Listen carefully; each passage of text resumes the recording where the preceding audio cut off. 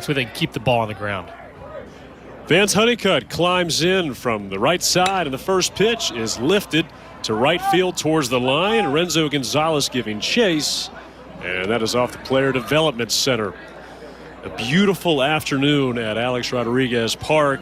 It's been beautiful all weekend long in Coral Gables. Crystal clear skies, 77 degrees, 14-mile-per-hour winds, and most importantly, Nick, sunny, which... What did we expect? Yes, in South Florida. And a high strike 0-2. Honeycutt, after going 0 for 5 on Friday night with 4 strikeouts, bounced back last night. Base hit, couple walks, couple stolen bases. 0-2 from Rosario.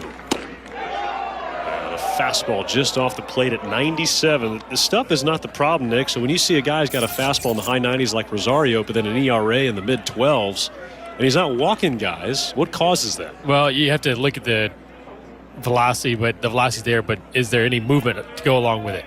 And he's got a good sinker. You saw it on the last pitch, try to backdoor it. If he throws a sinker flat middle of the plate, that's when the balls get barreled up. And a swing and a miss on 96. Down goes Honeycutt. And Rosario's got his first strikeout. Let's look at the defense behind Rosario. A group that came into this weekend, Nick, with some questions, but they have not committed an error in the first 2 games. And a change in right field, Renzo Gonzalez, after Mike Rosario got the start out there in games 1 and 2 of this series. Speaking of corner outfielders, here's Carolina left fielder Angel Zarate. Redshirt junior from Reidsville, North Carolina. He's reached base in 46 straight games.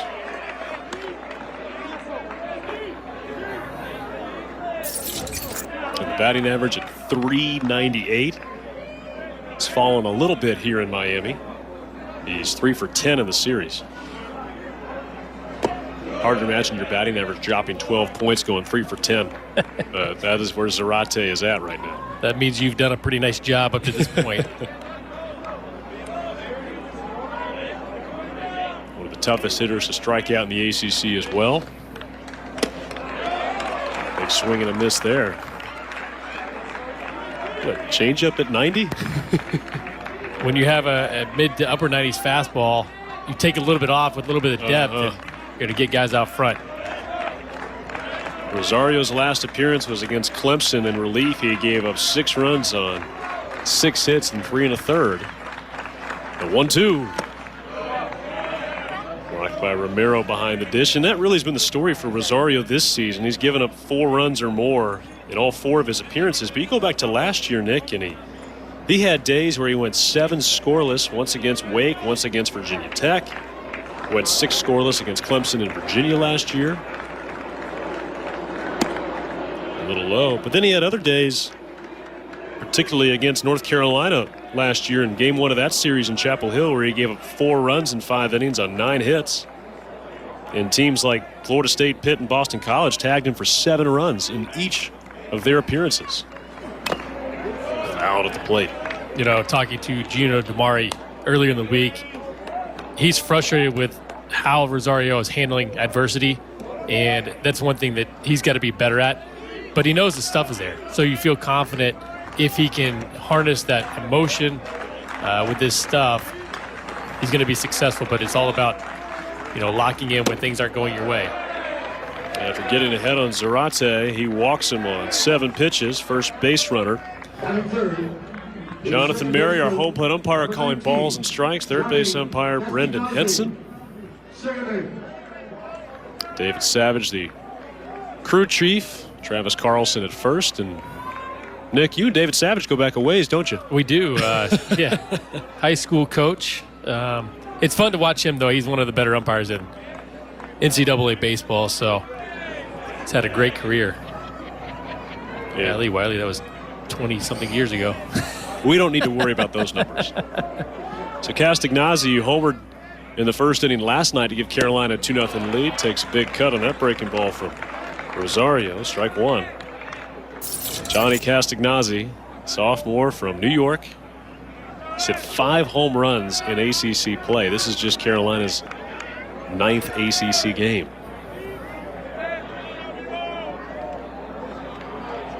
Zarate at first. He's 4 for 5 in stolen bases. And a good breaking ball, and Castagnazzi chases it 0-2.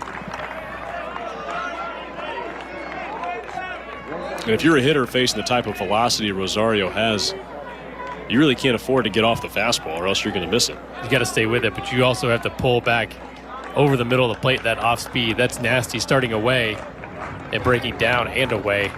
You end up having no shot. Right-hander's already punched out one Tar Heel here in the first. And he's got another. Nothing but sliders there to Castagnazzi. 2 down. Tripled up on the slider. You see it starting away and just dropping straight down. And that is the 30th strikeout of the series for Miami pitching. Carolina had a season-high 17 strikeouts in Friday night's loss. A group that was averaging fewer than 8 strikeouts per 9. They have seen a different level of pitching so far in this series. Here's Danny Serretti. 3 for 8 this weekend, with all 3 hits coming in game 1 on Friday. Spits on ball 1.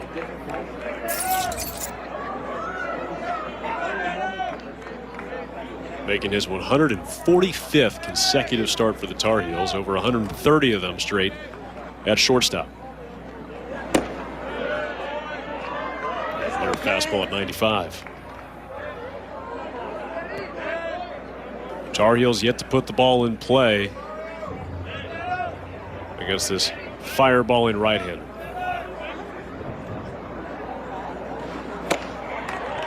Beat him that time, 2-1. If he can keep that fastball down, he's got some good sink to it. Let guys hit the top of the baseball. When you get that fastball flat middle at 95, 96, that's when you get the home runs. Already takes a strike on the inside corner, 2-2.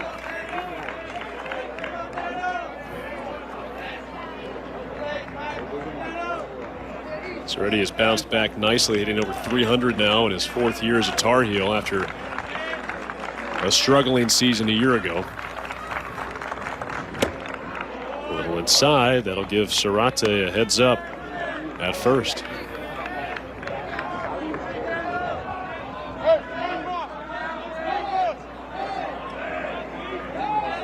Carolina number 13 in the country according to D1Baseball.com, but trying to stave off a sweep. Serretti fouls this one out of play. Just tells you how topsy-turvy the ACC can be.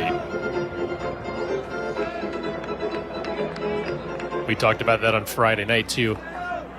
Miami is knocking on the door of getting in that top 25 after this weekend. I feel like they should have a pretty good shot jumping in there. Yeah, regardless of what happens today, they're already 3-0 this week. As the pitch is taken for a high strike at the letters, and Alejandro Rosario, 3 strikeouts in the top of the first. He strands a 1-out walk.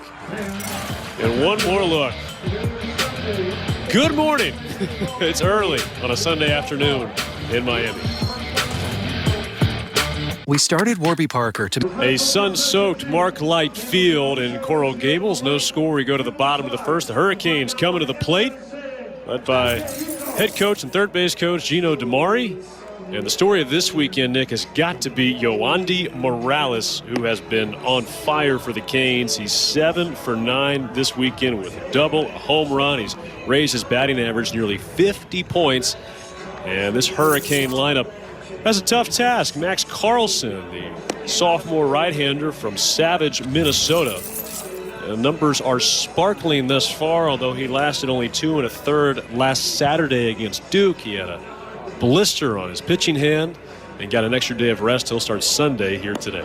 Yeah, he's been very solid, 92 95 with a really good changeup, curve, and slider. You love how he's gotten off to a great start. Here's a look at the North Carolina defense. Just like Miami, they had a change in right field. Will Stewart will make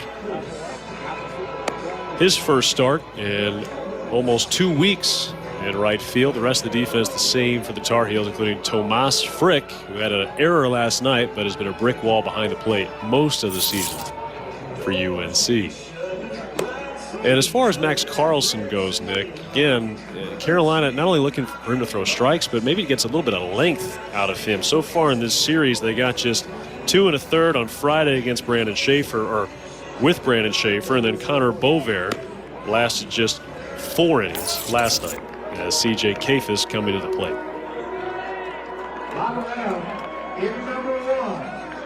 And Kafis 1 for 7, and he's drawn 3 walks, all of which came last night.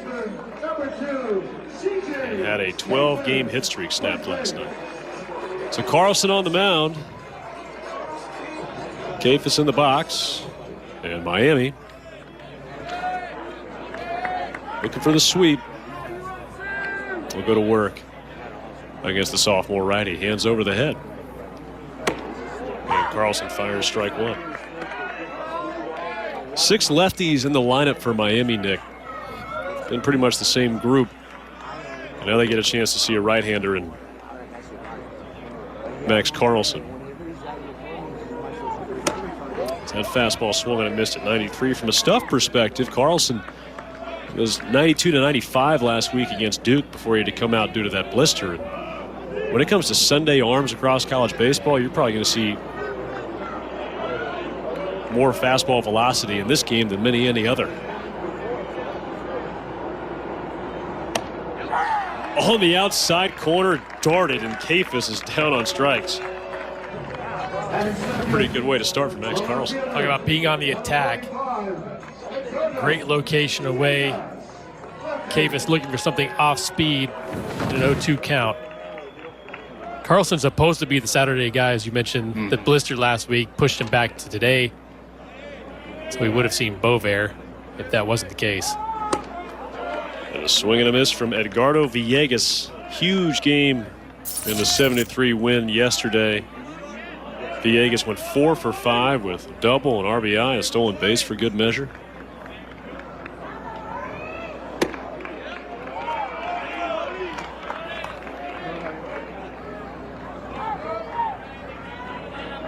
Max Carlson, who had his season cut short a year ago, went down with an elbow injury at about the middle of the season. Ooh, good off speed that time as he gets Villegas chasing that one beneath the knees. It's that good changeup. Talked to Coach Forbes, and he talks about the swing and miss stuff. Fastball is there, and that changeup's devastating.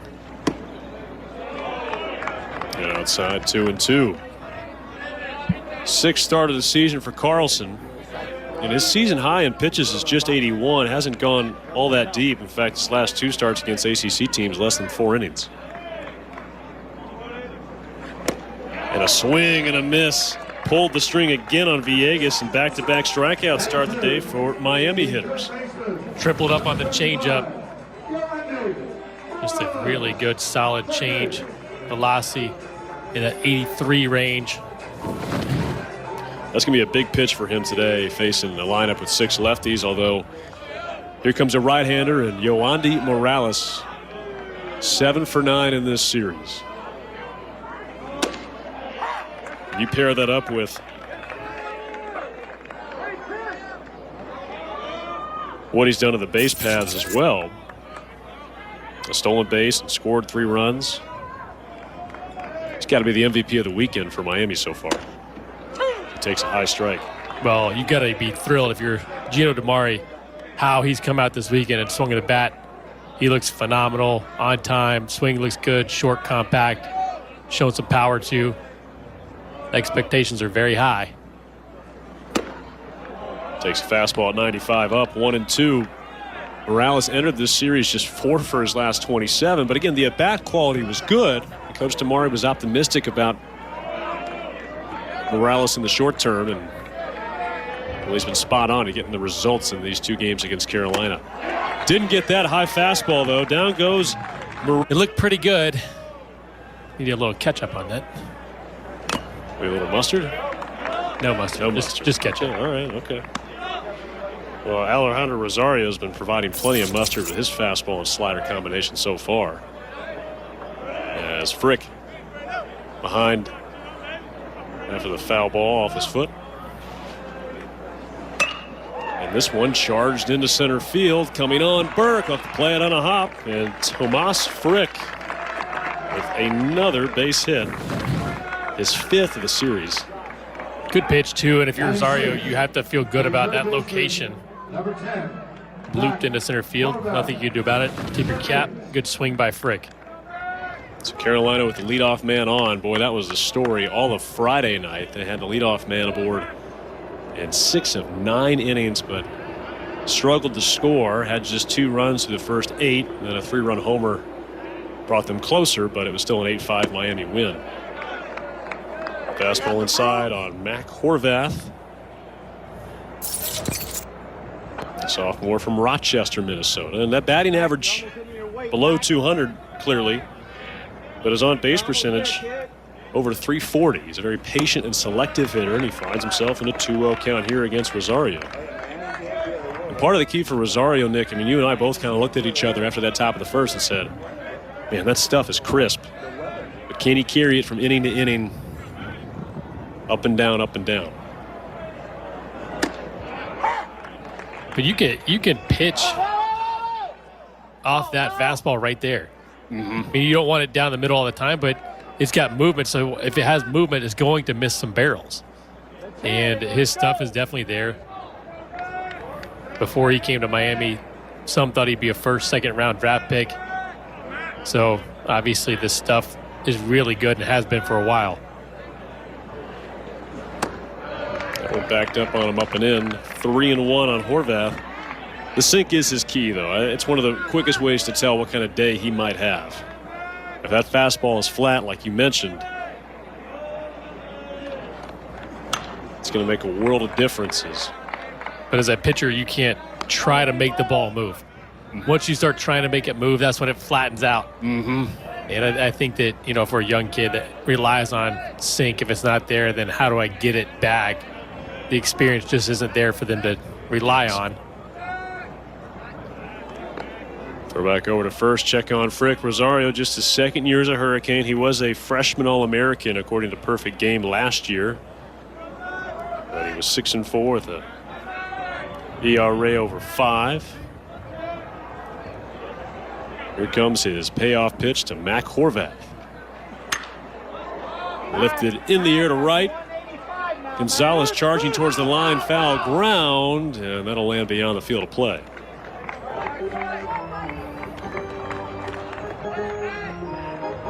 Sunday white uniforms looking crisp for Miami. Dorian Gonzalez Jr. a big swing on Friday night, his second home run of the season. And the 30th pitch from Rosario. Mac, no pressure. You're hitting 188, kid. Almost your weight, kid. Here we go. Those Miami fans, very kind hosts. As Horvath is locked up. 4th strikeout. That time on a 96-mile-an-hour fastball from Rosario.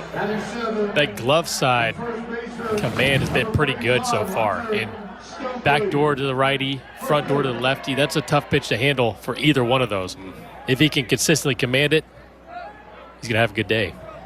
So Horvath's down on strikes. Here's Hunter Stokely. Speaking of righty-lefty, here's a lefty. You can start that two-seamer on his belt. And this is fouled away. Strike 1.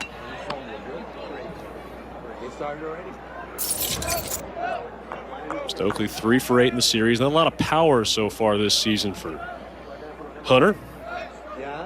Just 1 extra base hit, but hitting over 300. He's logged more than 50 at bats now.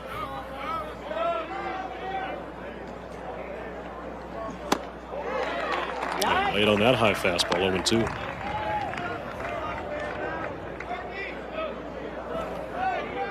Stokely grew up a Carolina fan. His cousin Chad Flack played for the Heels when they went to Omaha. And boy, he had some big swings for Carolina in those postseasons. And a ground ball right to second. Gonzalez on to second. The relay to first in time. An inning-ending double play. The 15th. Easy teams in the tournament. And Maxwell Romero Jr. takes ball 1 outside for Max Carlson, who mowed down Miami in the first, striking out the side. And doing so on just 12 pitches.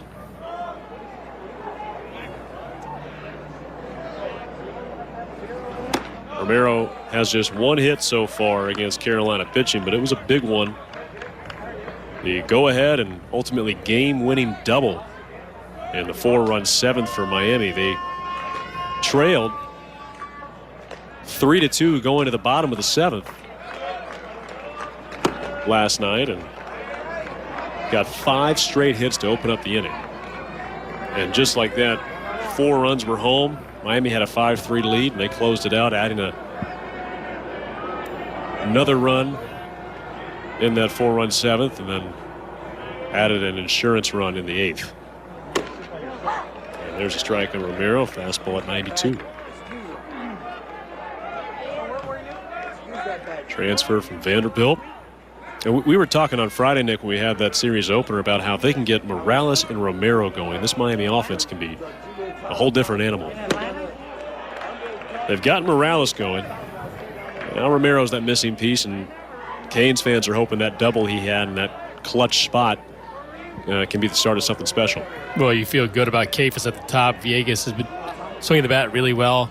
Now Morales is back on track. And Burke behind Romero has been great too. And Carlson just powers a fastball past Romero. He's faced 4 Hurricane hitters. He's struck out all 4. 93, you're right by him. It's a situation where you've got to try to be on time. You've seen a bunch of fastballs. That was 6 in a row. Romero just a little late. And now Jacob Burke, center fielder. Forget trying to reach base. He's just trying to put the ball in play here. Ball 1 outside. Burke out of Baton Rouge, Louisiana. St. Francisville to be exact. He's got 3 hits in this series. And he cues this one up the first base line. Right off the left hand of Brandon Brewer, first-year volunteer assistant coach for Miami. Got too much stuff in his hands over there. Yeah.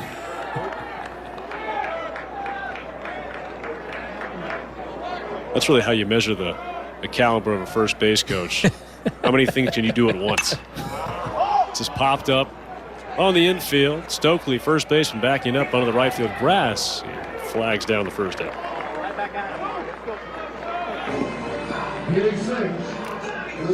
I'll ask you the same question I asked you of Rosario. What do you think of Max Carlson so far? I mean, that fastball plays. It does. It's not the sinking fastball, but the location has been good other than getting behind 3-0 to Romero, but it's got a little extra velo on it as far as effective velocity is concerned, and that's something that definitely plays. He's going to have to throw that change up a little bit more, but it's a wise idea to pitch off the fastball for now. And Dorian Gonzalez Jr. takes ball 1. What do you mean by effective velocity? So basically, spin rate and obviously where you put it on the plate is important, but the better spin, it looks like it's going to rise, and it really doesn't. It just doesn't drop, and guys are a little bit late on it because you think it's going to be 92 and it feels like it's 95. So I think that's one reason that guys are chasing spin, because they know how effective it is. Release point, distance out front is important too. And a swing and a miss, 2-1, whether it's extension or anything you're talking about there. I mean, the more your fastball can differentiate itself from somebody else's fastball or the average fastball, the more success you're going to have as a pitcher. 2-1 to Dorian Gonzalez. He's late by the high heater at 93, and I'd venture to say he's probably close to 70-75% fastball usage right now. And this reminds me of Palmquist on Friday, where he was in the 90-91 range and guys were late. Now that was a funky sidearm delivery, but a little late, but a rifle shot right to third, and Horton leads off against Alejandro Rosario. It's kind of an interesting matchup here, Nick, as Rosario misses down and away. You got 2 guys probably with the most prodigious power on each team. Rosario fastball in the high 90s, and Ozuna can hit one to Kingdom Come as he rakes one into left. That's a base hit. Elevated off-speed pitch, and Ozuna, a leadoff single in the third. when you saw Rosario pitching him a little careful, you go back to Friday, hit the home run on a fastball right down the middle. But it's all about location, right? As long as you locate your fastball movement, then you've got to trust that. Good job by staying on that slider by Ozuna. Will Stewart climbs in from the left side, making his first start since March 12th. Takes a strike on the outside corner. Sixth start of the year, Stewart's just 2 for 19 at the plate. He replaces Mikey Madej, who batted ninth and played left field the last couple of nights.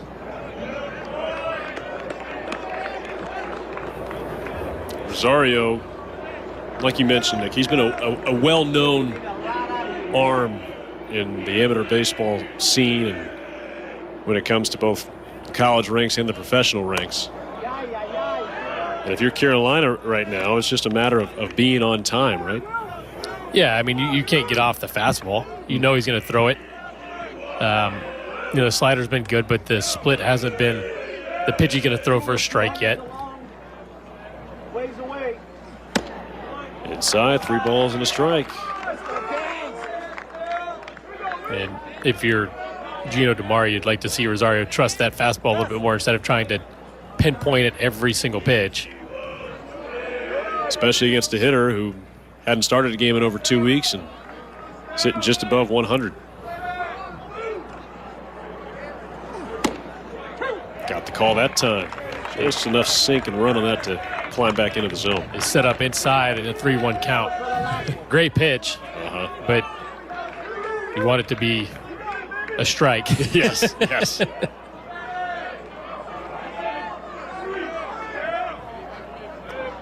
3-2. Spoiled out of play. There's one positive for Carolina so far. They have driven up the pitch count of Rosario. Already over 40, and he's recorded just 6 outs.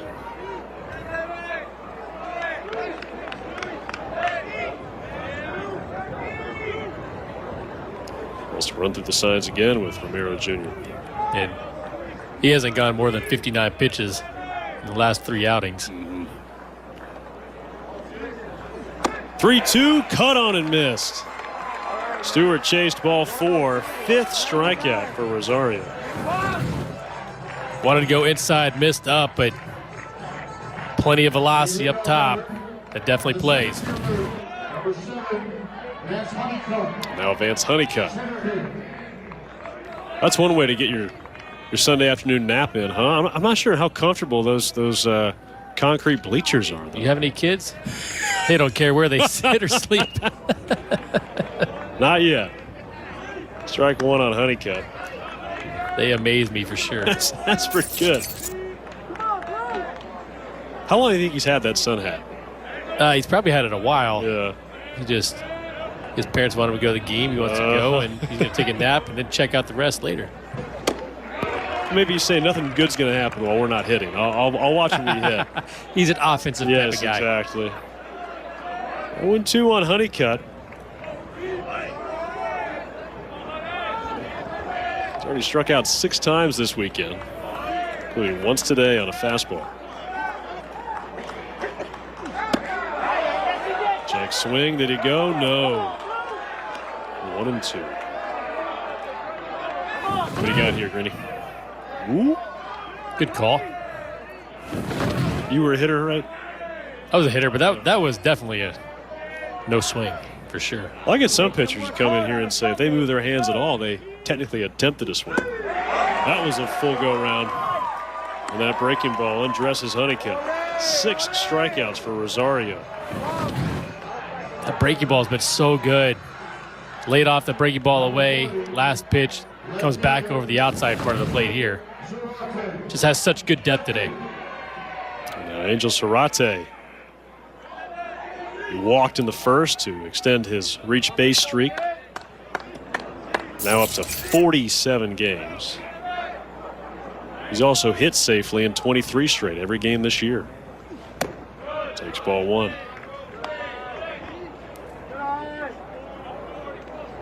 Zarate's dream was to play at North Carolina. Really struggled to get on the field in 2018 and 2019. So much so, Coach Forbes even mentioned that, hey, you might need to go somewhere else. You want more playing time. 2-0 count. And when he told Angel Zarate that, he said, Coach, I'm not leaving North Carolina unless you cut it. And lo and behold, 2020, he leads the ACC in hits, albeit in a shortened season. And then last year, leads the team hitting .324. I think Coach Forbes is glad they didn't cut him and glad he never wanted to leave. It's crazy to see a young kid have that type of patience until his opportunity's there, and then also be ready for it when it actually comes. Rosario's 3-0. And Zarate, he's a left-handed hitter. I love this story.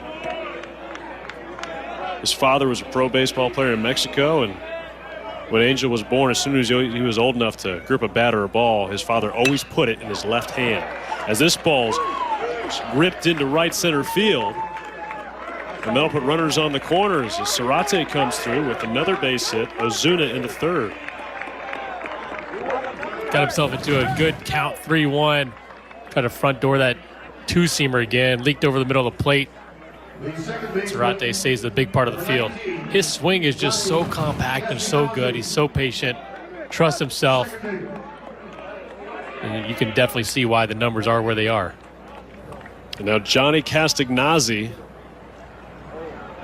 who's been one of North Carolina's best run producers this year. He's driven in 16 runs. He's also hit 7 homers.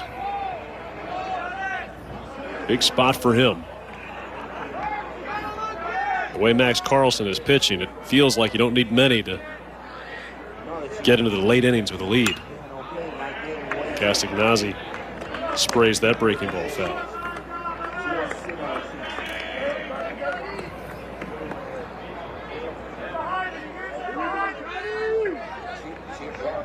Fifth straight game for Castagnazzi in the 3-hole after starting the season in the 7th spot and working his way up one by one to 6, 5, 4, and now in that coveted 3 spot.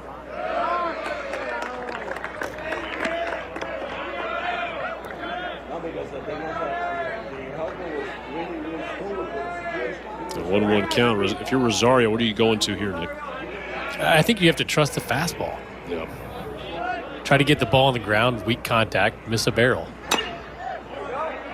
With the sinker in, and Castagnazzi banged it into the ground, and this has been an area of real growth for the Carolina second baseman, hitting with 2 strikes from what he was a year ago. Admittedly, he hasn't faced many 2-strike counts with an arm like this year. But if you're Rosario, now you've opened up the outside part for that slider because of its sinker in. Now there's sinker. This one banged into the ground. The third baseman Morales up with it in time to first. And Rosario works around a pair of singles in the third to hang another 0. Still scoreless on a sunny Sunday in Miami. College baseball Sundays are normally known for offensive explosions. So far this afternoon, it has been an exploding fastball for Max Carlson on the mound for North Carolina, Nick. He's done a nice job moving it to both sides of the plate, especially to the arm side. He's had good command. The changeup is really good. Haven't had to use it a whole lot yet, but he's shown why his numbers are so good. Coach Forbes talking about swing and miss stuff. It's been there today. 6 up, 6 down for the right-hander. And Max, pitching in the ACC in South Florida, I'm willing to bet he hasn't had many games that have been this comfortable in March in his baseball career, at least outdoors. A native of Rochester, Minnesota. He was the number 2 rated high school player in his Minnesota class, or number 1, I beg your pardon. Number 2 was Mac Horvath, the third baseman for the Heels. They're both Minnesota natives. And Nick, when it comes to playing baseball, we hear so much about the talent in Florida, Georgia, California, Texas. It's harder to get your work in Minnesota when you got those long winters and chilly temperatures. But Max Carlson made a decision very early on. He felt like, hey, I'm not going to use that as an excuse to limit my baseball potential. But it's about what you do as far as your work. How are you going to get better? Or how motivated are you? You can't let the conditions dictate whether you're going to work hard or not. And he's clearly worked hard at what he wants to be, what he wants to accomplish. He's gained some pounds.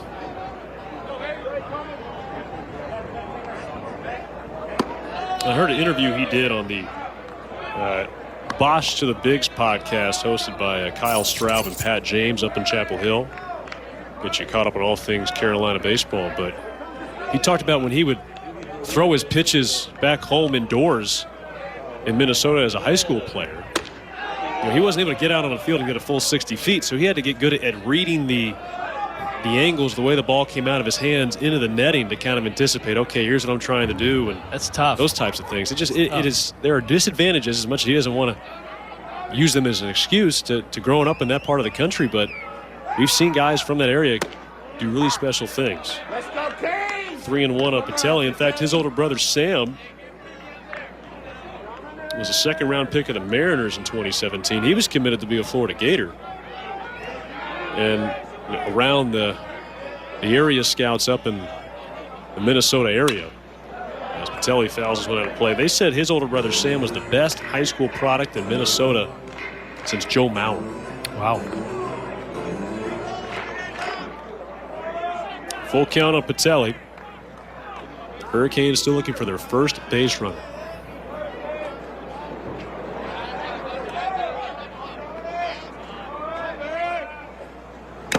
Not going to happen at that at bat. A foul tip into the mitt. 5th strikeout for Max Carlson. Seems like every time he gets behind 3-0, he just comes right back and in the zone, not afraid. Ends up painting on the outside corner to Patelli. But you can see how he likes to compete. He's not going to get down even if he gets down on the count 3-0. Now he faces the designated hitter Zach Levinson, who's gotten some run at that spot recently. Started all 3 games here this weekend in that DH position. Strike count on the second-year freshman from Oviedo, Florida. He transferred from Seminole State College of Florida down in Orlando and went further south to Miami.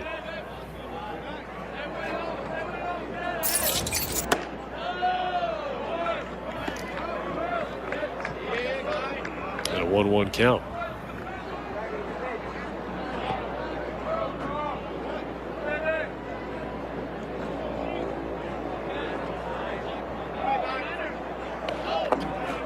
This is down and away, 2-1.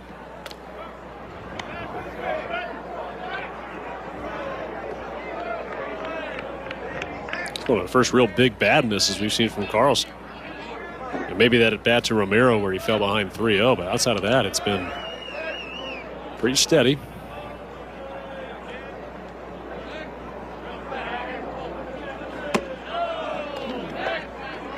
Now another spot, like you mentioned, in those 3-ball counts. This is his 3rd of the day. He just kind of shrugged his shoulders and just went right after and challenging these Hurricane hitters.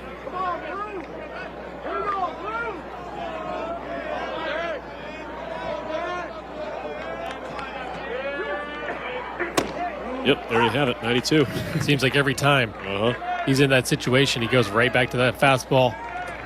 He knows he's going to throw a strike.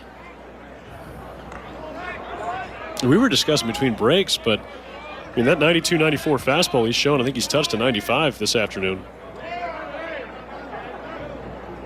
I feel like there could be more in the tank perhaps later on in his baseball career, as there's 93 right past Zach Levinson, who whiffs.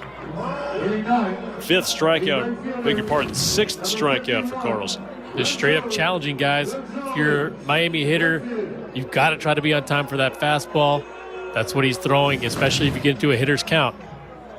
Another great job of coming back for Carlson. And now Renzo Gonzalez, freshman from Miami, Florida, right fielder this afternoon for Miami. High school teammates with Miami's left fielder this afternoon, Edgardo Villegas, in the Doral Academy last spring.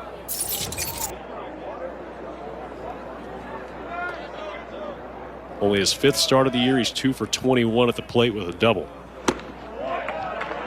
He waves at a high fastball. You mentioned Carlson and maybe more in the tank. I feel like there's definitely more in the tank when you look at his mechanics. He doesn't drive through his lower half as well as I feel like he could. If he does that, he could add a couple miles an hour and all of a sudden be sitting in the mid-90s.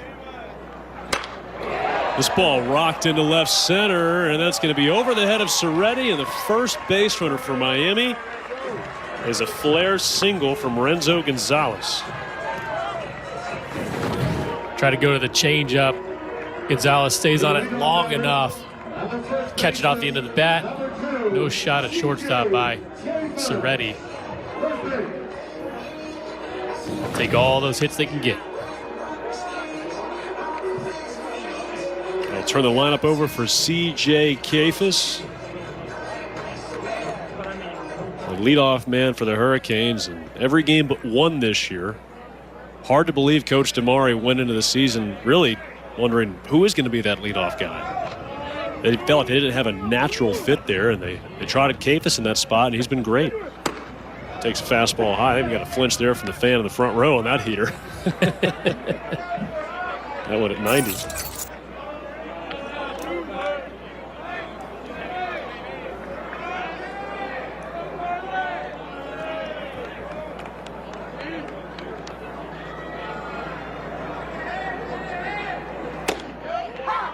There's a strike at the thighs, 1-1. Carlson had retired the first 8 men he faced.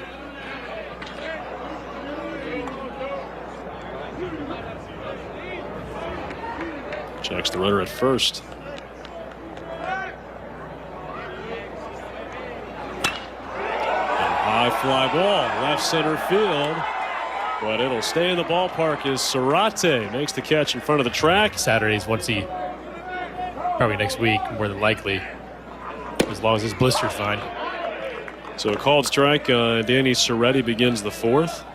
And I think you hit the nail on the head. I think both these teams on paper went in feeling pretty good about their pitching staff. Miami, I think everyone believed in. Carolina, maybe a little more doubt, but internally there was some confidence. Offensively, certainly questions on the Miami side. They lost 7 of 9 regulars from their team a year ago. For North Carolina, it was a matter of getting guys like Danny Soretti back to who they were. And what I mean by that is Soretti was a freshman All-American in 2019, hit just a tick below 300, over 40 RBI. But the last couple of years, his on-base percentage really suffered. He hit for some power, but ultimately just wasn't able to be effective enough, especially against good pitching. As he bangs this one into the ground, Gonzalez retires Soretti for the first out. But guys like Soretti and Frick and Castagnazzi, it wasn't so much about bringing in new faces as much as getting those other guys back to where they'd shown they had been earlier on in their careers. I think 2020 was such a challenging year for a lot of guys, whether it's high school seasons being canceled or whatever, not playing, college season getting cut short. There just wasn't a lot of baseball being played. Frick pounds this one foul. And every single college coach we've talked to has mentioned that. And not that that's a huge excuse, but it's real, it's reality. No question. And it's not something that only one team is dealing with, but it's just, I think, the development of players in general, whether it be at the college level, the high school level, the minor league level. And when that was all first going down, Nick, and we were losing all those games, I mean, clearly you're thinking about things much bigger than baseball. At that time. But from a strictly baseball sense, my initial instinct was, well, I thought it might hurt hitters more than pitchers. Because in theory, pitchers can get in there and still get your work in, even if you're by yourself at your house or that type of thing. It's harder to simulate, the reps and the memory bank, if you will, of seeing a quality slider or a quality fastball. But I really think, especially from a stamina standpoint, a durability standpoint, it hurt pitchers a good bit as well. As Frick is hit by a pitch, and he's aboard for the second time today. Tried to go in with that sinker, went too far in. It's a little sinker there off the shin. I bet that hurt. Anytime it's 2 strikes, it feels better, though. Yeah, you're not wrong. You get on base. Don't have to worry about striking out. But on a very, very generic and broad sense, Do you think that the lack of baseball played in the summer of 2020 and the fall of 2020, as Horvath drives this one into right field, that'll dunk in for a base hit? All of a sudden, the Canes have 2 on with 1 out.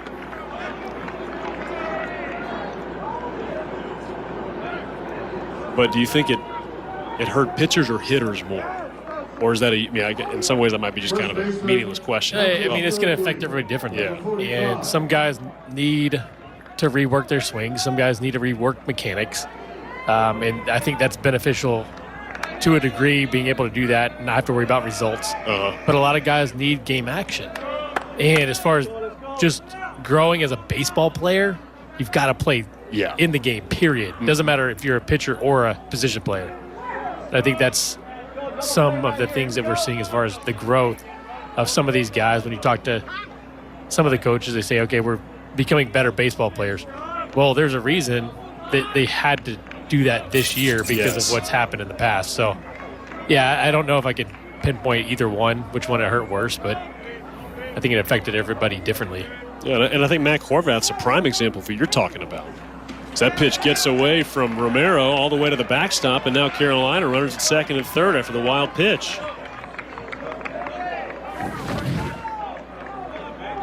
Just slipped out of the hand, looked like.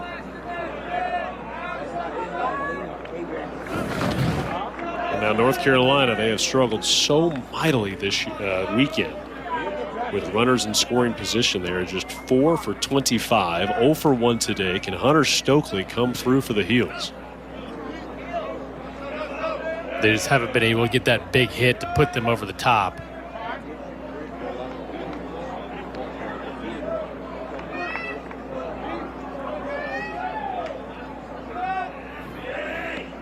With a runner on third and 1 out and a sinker baller on the mound. What do you think's the mentality for Hunter Stokely here in a 2-0 count? Do you think Miami might pitch around him, trying to set up the double play? They could, but you still need to be aggressive within the zone. If you can find something you can put up in the air, especially to the right side, you can move a runner and get the runner on third in to score. 2-0 is fouled out of play, 2-1. Stokely grounded into an inning-ending double play in the second. Frick at third, Horvath at second after a couple of a hit by pitch, a base hit, and a wild pitch.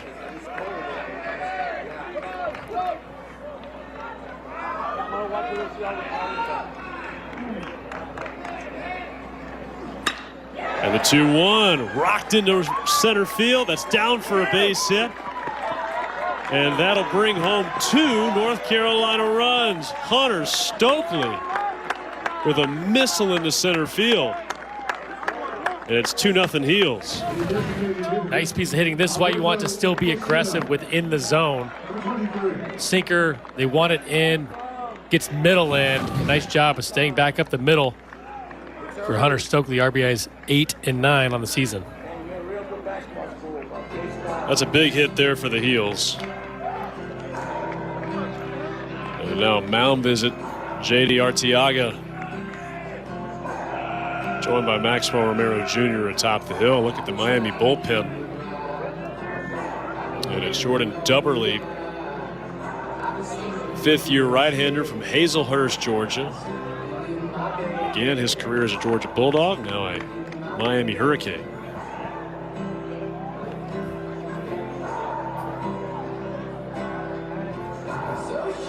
North Carolina now with 5 hits today. They have 27 this weekend.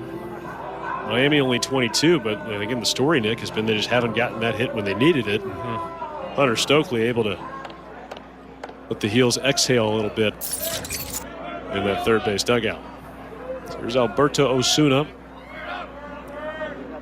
He torched a 1-0 pitch his last time up, and he scalds one to the shortstop Patelli. Throw to second Gonzalez, and the relay up 12. 13, 12? 12. Okay.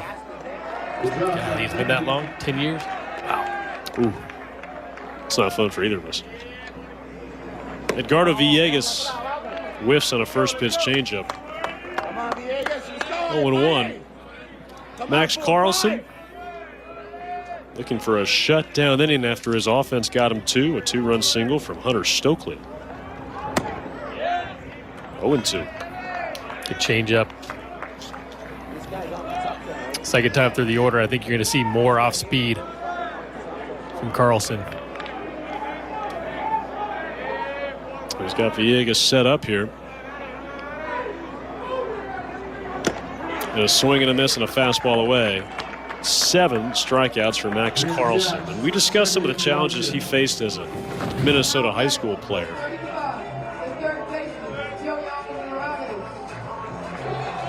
And look at that fastball. But the other part of being a pitcher, no matter where you're from, is dealing with injuries at time. And Max Carlson had his season cut short right around this time last year, as he pins a fastball in the outside corner to Yoandy Morales. He made just 7 starts last year and went down with an elbow injury. And there was about a 2-week period where he was fully set on getting Tommy John surgery. On the outside corner, he was thinking to himself, okay, I got probably about a 16-month rehab process in front of me. I could very well miss not just the beginning of 2022, but all of this 2022 season. And when he went down and saw the doctor on the outside corner a 3rd time, and Morales caught looking. 8 strikeouts now for Carlson. What a great job. 3 straight fastballs, all on the outside part of the plate. Had some good run back. We've seen that changeup already in this inning. Now he's back to the fastball. With this guy can live on that fastball. Devastating changeup. 8 punchies already. 32 strikeouts this year. 23 1/3 innings. The first pitch to Maxwell Romero Jr. is a fastball. He didn't end up getting Tommy John surgery, though. The doctor told him, well, you're a candidate for the bracing surgery, which is a different type of elbow surgery. That's only a 9-month rehab. And so he was able to get back not in time just for the season, but for opening day. Waving a miss 0-2. And we talk about how reliable Tommy John surgery is nowadays. Still requires an intense rehab process, and it's more successful than ever. But if you're able to avoid that full UCL repair and get the alternative, you can come back that much quicker. And boy, the Heels are sure glad Carlson made it back. But you have to feel good about how he's thrown this year too. After having that surgery, I mean, it's still a tough battle to come back and be what you are capable of being. And he's done a great job. Appears to be healthy, which is the best part. Ooh, just staying alive, Romero battles. And that bracing surgery, been around about 78 years now. And not everyone can do it, but it is a nice alternative if your particular injury allows for it.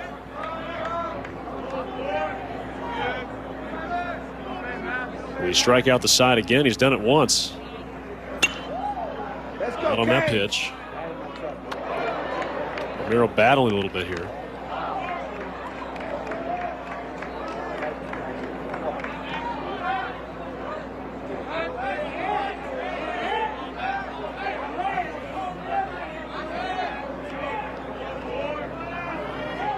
Another 1-2 pitch. Ooh, just caught the last stitch. Good off speed. Carlson's now thrown just 1 ball in the inning, and Romero has fouled off the last 3 2-strike offerings.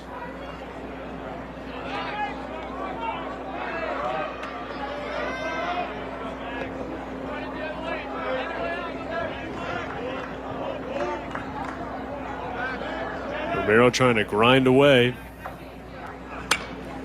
He spoils another one. Look at that bat. He is just 4 for his last 32, but he's got 9 walks in that stretch. Yeah, his at-bat quality, much like Morales, has been fairly strong despite the lack of base hits.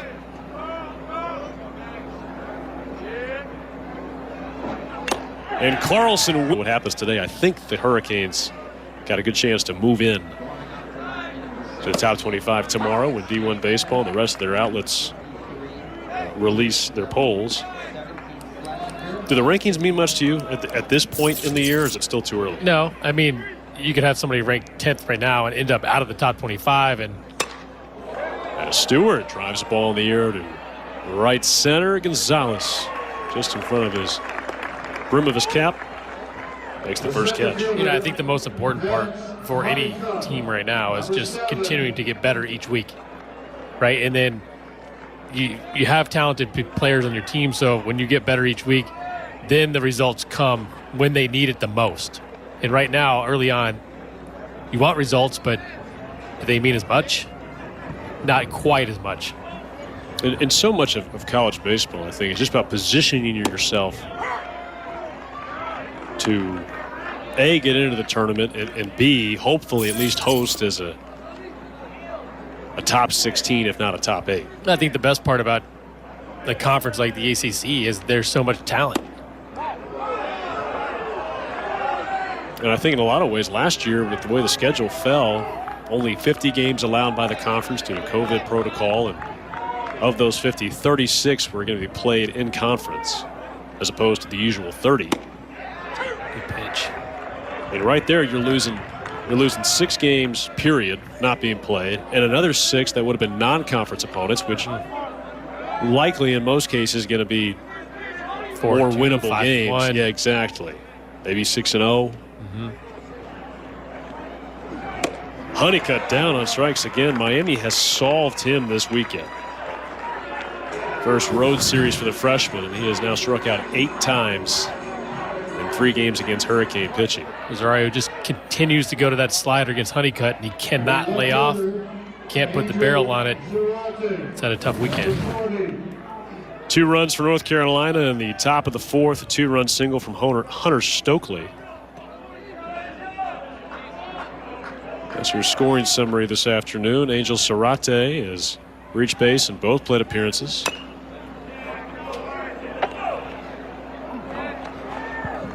Wraps this one foul towards the Miami dugout. But you go back and you're talking about the play and how good the conference is. UNC's 2-5 in the conference. 5-2. 5-2. Okay, check Beg that. your pardon. Yeah, I had it Or mixed 5-3. 5-3. up. Okay, so where are they going to end up? I mean, they're a really good team. Are they going to end up 13th? Are they going to end up 24th? Whatever. More than likely is if they continue to play as well as they have and get better, it doesn't matter. They're going to no question. in the tournament anyway. Absolutely.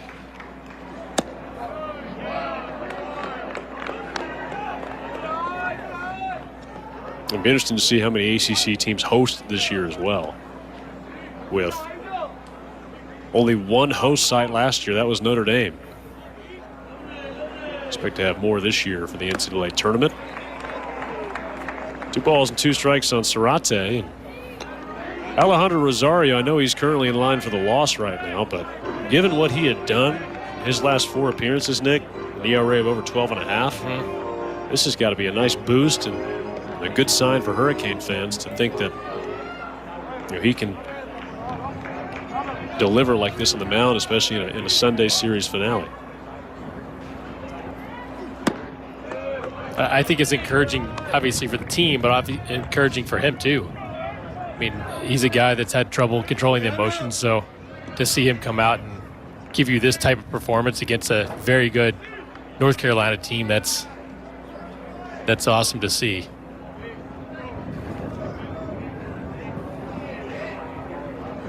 The 3-2, foul tipped into the mitt. Romero hangs on. That's 8 strikeouts now for Rosario through 5 innings. He works a 1-2-3 half. But their Heels still with the edge. 2-0. We're halfway to the house. We need a small business. Coral Gables, Miami, Florida, one of the most beautiful scenes in all the ACC. I look there at the Capitol Grill. Where Wiley goes every day. Well, if I have somebody else who's picking up the tab. But a beautiful Sunday afternoon, and what a setting. Hard to beat some of these towns in the ACC. Go back up to Chapel Hill. It's a different type of pretty. But You'd be hard-pressed in my mind to find a league, at least outside the Pac-12. They got some pretty nice towns over on the West Coast. But here on the Atlantic Coast, hard to imagine a better conference when it comes to destination cities. And Max Carlson, only destination Hurricane hitters have had is the dugout. He has been lights out for UNC. 9 strikeouts. He's allowed just 1 hit. That was a 2-out single in the third to Renzo Gonzalez. It'll be Burke, Dorian Gonzalez Jr., and Dominic Patelli to bat here in the 5th. What adjustment can Miami make right now against Carlson, or is this just a case of try to compete as best you can and hope he tires a little bit? I think you have to get on the fastball. They've been late on tons of fastballs. Early there on that off speed. Yeah, one of the first breaking balls we've seen. But you can't look off speed and expect to hit a fastball. You have to be able to time out the fastball, and they haven't been able to do it. A lot of swings and misses on fastballs that are hittable pitches. This ball popped up in the air. Ooh, off the hand of the young Hurricane fan. She picks it up. Big round of applause from Mark Light Field.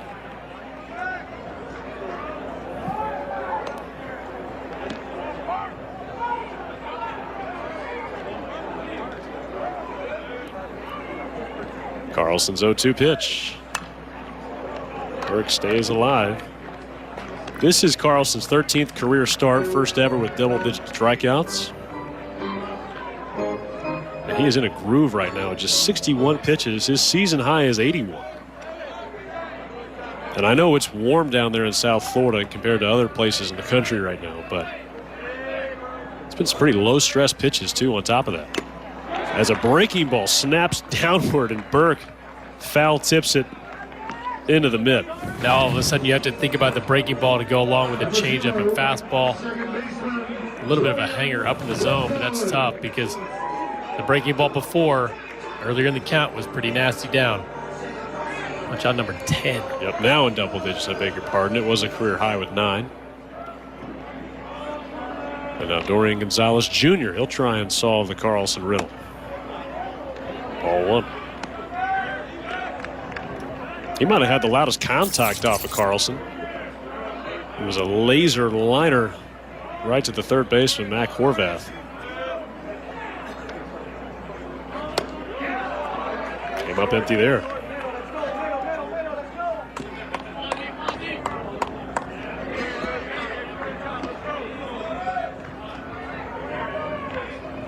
He has been affixed to top the mound, unflappable so far.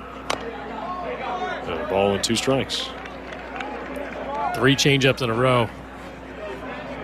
You wonder if he'll go back to it again for a 4th time or could go up top with a fastball.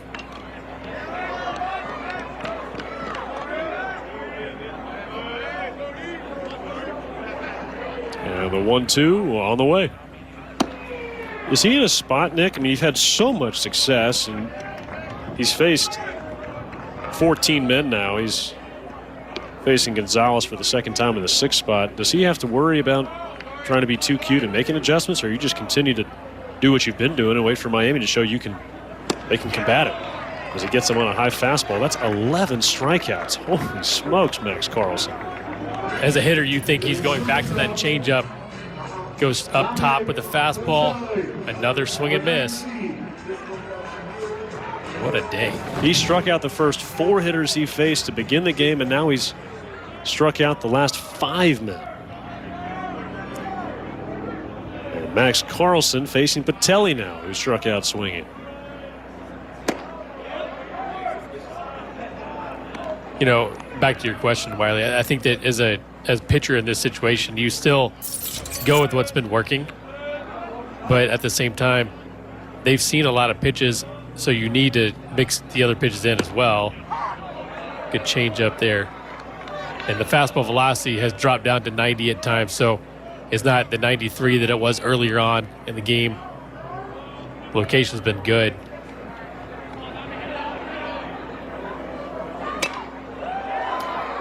Lifted to left, down the line. Zarate full speed, then slows his stride, and as he glides across the foul line, makes the catch to end the inning. Well, Carlson, he has sat down 7 in a row. He struck out 11. The right-hander is dealing for UNC. Well, Nick, I'll give you one guess as to what that guy's watching on his phone right now. Although they threw a T-shirt at him. Trying to do a lot of things at once. I bet he's watching that Miami-Kansas Elite 8 game. The Hurricanes in their first men's basketball Elite 8 game in school history, and they've got the lead on Kansas, although it's early. Well, he's enjoying probably 2 good games. Yes, he is. That's feeling good about his Hurricanes. How did you feel good about Alejandro Rosario, the work he did as Jordan Dubberly is on in relief? As you can see, the ERA a little high for Dubberly this year. He's given up 7 extra base hits in 9 1/3, including 3 home runs. And he'll try and keep the Heels where they are. And I can promise you North Carolina baseball fans are grateful to see they had the late start in the men's Sweet 16 as well. They're taking on the St. Peter's Peacocks, which is now the... I have learned about the Peacocks Yes, you a have. little bit since you informed me on Friday. Well, they're the only obstacle between us and Armageddon on Tobacco Road. A North Carolina Duke Final Four matchup in Coach K's final year. Wait, that was planned, right? Oh, by the powers that be? Yeah. We'll see. See what St. Peter's has in store. They've been spoiling everybody's plans so far. Oh, their Twitter handle's great. Yes. It's a busting bracket since 2022. Called strike on Johnny Castagnazzi.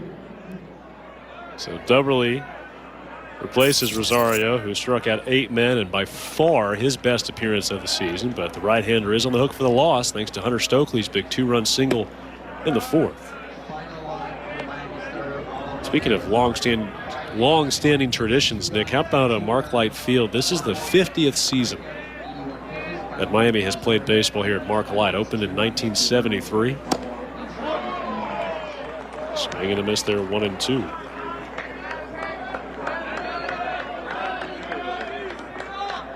And named after an old, or the ballpark now named after an old teammate of yours, Alex Rodriguez. Mm-hmm. Nice ballpark. Renovations have been really good. Swing and a miss. Well, that slider almost duplicated just like what we saw from Alejandro Rosario through the first 5 innings. It's filthy. Dubberly comes in throwing 92-ish with that nasty slider. Catches Castagnazzi out front. That is the 20th strikeout we have seen from these two teams combined, and we've got 1 out in the top of the 6th. Carolina struck out a season-high 17 times on Friday. As Soretti lifts this one out of play. It's a precarious place to watch a game there, back row of those bleachers. Might have a little shade. If there's any shade anywhere else. You gotta look for it hard. And Miami.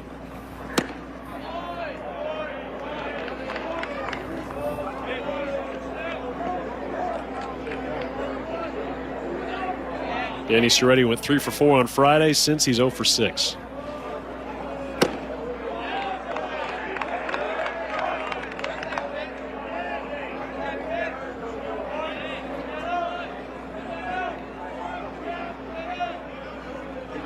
Switch hitter for the Tar Heels, batting from the left side now against the righty Dubberly. He became a switch hitter by accident, Nick. He started as a lefty at age 2, was the way he tells the story, but then he was such a big Yankees fan that he would mimic all the Yankees in the lineup, and when Jeter came up, he'd bat from the right side, and when his dad saw it, he said, well, Danny, you got to do both, man. On the outside corner, caught looking. He's down on strikes. One more look at this paint. He had gone with that slider away. Now he goes fastball moving the other way and paints the outside corner. You ever heard a story like that? You become a switch hitter by imitating your favorite big leaguers and at age 4 years old? No, but it doesn't surprise me. Uh-huh. That's pretty cool, though. Had a good one to emulate, that's for sure. All the dirt. Want to know, I mean, does that not make you wonder? Maybe there was some kid who was a left-handed hitter and then saw Nick Green up there and said, "I'm gonna bat like Nick Green from the right side." I'm pretty sure that did not happen, but you never know.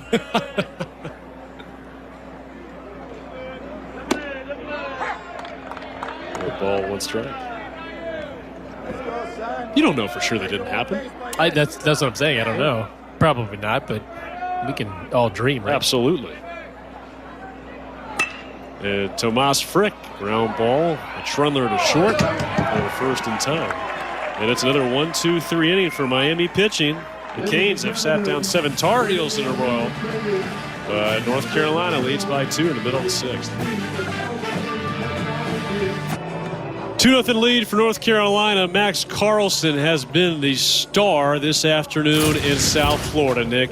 Absolutely dominant. He has been, and that fastball location's been good to both sides of the plate. He's been able to elevate it as well. Tons of swings and misses. A good changeup when he needed it.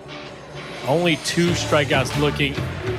So when you talk about good swing and miss stuff, he's had it today. And that's through only 5 innings, a new career high with 11 strikeouts. His season ERA has been shaved down to a minuscule 1.09. Hasn't walked a man. The 1 hit he surrendered is the only base runner he's allowed. That's Renzo Gonzalez, who's due up second in this inning. And we've touched on some basketball this afternoon. Both these schools in the Elite Eight on the men's side. Carlson, actually, his first introduction to UNC was back in elementary school. He had a friend who was a Tar Heel men's basketball fan. And Max said, "Oh, that sounds kind of fun. Those guys look pretty good. I'll become a Tar Heel fan, too." And then when it came time as a high school player to start thinking about where he might pitch in college, he was really close to committing to Florida. And then North Carolina came in on him a little later, and he kind of looked and said, "Well, I mean, you guys are kind of my dream school." So, yeah, I'd love to pitch there. That's what happened. I've always loved the colors. That blue is just Michael Jordan, legacy, like Dean Smith. That would have sold me right there. I think there's some folks in Durham, North Carolina, who don't like that shade of blue too much. That's true. Levinson lifts this one shallow left center, then it'll fall in for a base hit. And the only 2 hits that Carlson has given up now have been a couple of duck snorts into center field, but there's a base hit for Levinson, and Miami has leadoff man on for the first time today. We talked about this earlier when, now it hasn't happened often. He hasn't been in trouble much at all, but getting behind the count 3-0, that's when he's been buckling down the most. Right here's a big situation where he has to buckle down. So tying run is at the plate for Miami here in the bottom of the 6th.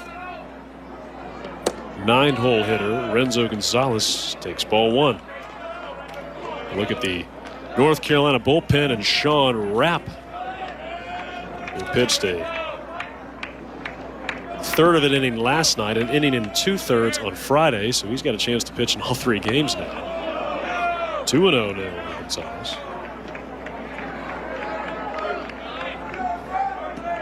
And Rapp already leads the country with 17 appearances this year. No surprise to see him up for a 3rd straight day.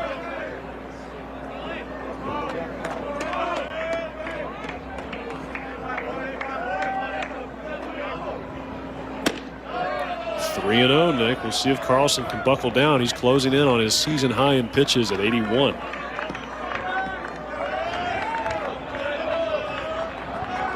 Two-thirds strikes.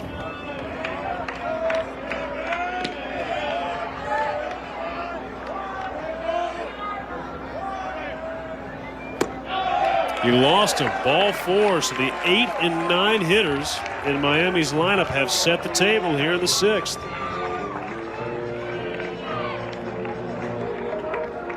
And with 2 lefties coming up, and Carlson has been so good today. This is really the first blip on the radar. First time a Hurricane has been in scoring position. And now Carlson talking with his shortstop, Danny Soretti. Looking to turn 2 perhaps against C.J. Kafis. And now here comes Scott Forbes. And this might be it for the righty. I think it is, judging by the body language there.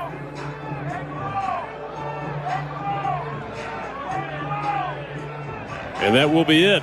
So 5+ for Max Carlson. He strikes out a career high 11 men, and he'll turn it over to the Tar Heel bullpen. I'll tell you more about Sean Rapp when we come back. Sean Rapp is on the bump for the Tar Heels. First man out of the pen. The quick delivery left-hander replaces Max Carlson. And Rapp, this is going to be his NCAA leading 18th appearance this year. He's pitched now in 3 straight. 28 strikeouts in 17 innings. I mean, just about every number on that graphic, Green, he looks pretty good. It does, and the improvement he's made from last year to this year is a big deal. He had strikeout stuff last year, but the ERA was over 5. And to be able to run out there 3 days in a row is huge for Coach Forbes. And they need him right now to really stop the bleeding, because you're not in the best spot first and second. The lineup's just turned back over. So they want Rapp to throw strikes and get guys out quick. He threw 21 pitches on Friday night, then 6 last night. Faced just 2 men in last night's loss for UNC. And again, this is kind of the strength of the Tar Heel bullpen. And one thing you noted, Nick, as we were going to break, the fastball velocity for Max Carlson was dropping a little bit. It was going to be a 3rd trip through the order. But on the other hand, Nick, in some ways, if you're on the Miami side of things, I mean, I know you've seen Rapp twice, and obviously his numbers are good, but is there at least some type of psychological lift knowing, okay, at least it's somebody else? I think so. I mean, they didn't have a whole lot of chances to do anything against Carlson. He was very good, and you've knocked him out of the game after 5. So maybe he had the 11 strikeouts, but you did your job and got him out of the game. And now C.J. Kafis, who is just 1 for 9 in this series, but he's walked 3 times. Comes up in a big spot for Miami. This is their first at bat with a runner in scoring position all afternoon long. And Rapp's first pitch, a breaking ball taken for a called strike.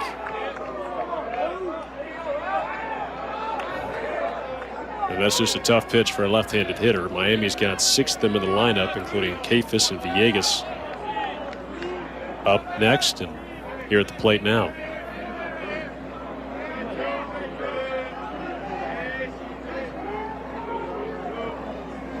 Swing and a miss. Another slider, 0-2. Sweeping breaking ball. What's the key to staying on a pitch like that? I know you're a right-handed hitter, but It'd be the same as righty. You've got to stay in on keep the front shoulder closed, and you have to set your sights to left center field. And if you're in this situation, it'd be okay getting jammed.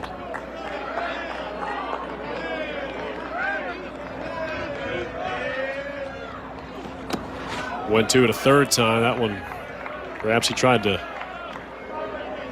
make that one a little too nasty. Buried it. Thomas Frick behind the plate doing a good job. Sophomore from Greenville, South Carolina, has started 66 of Carolina's last 67 games. Got a day off on Tuesday. All 3 games of this series, though. And late time call.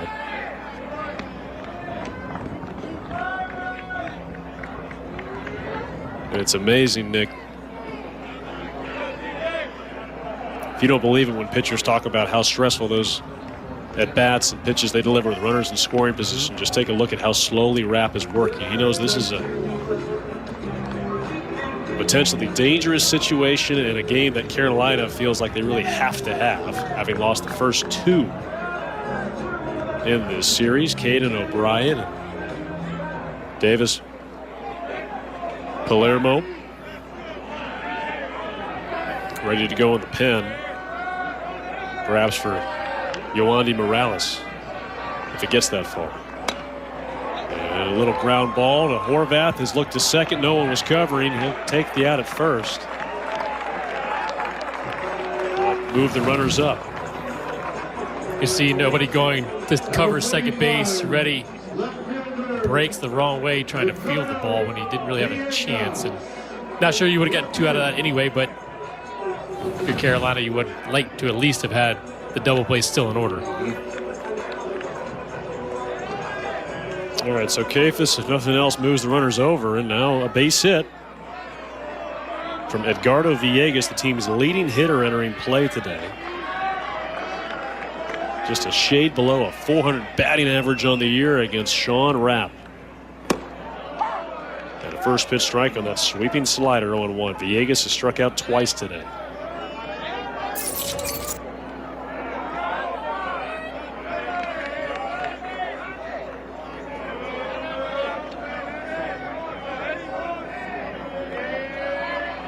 See if he gets another one of those breaking balls from Rapp.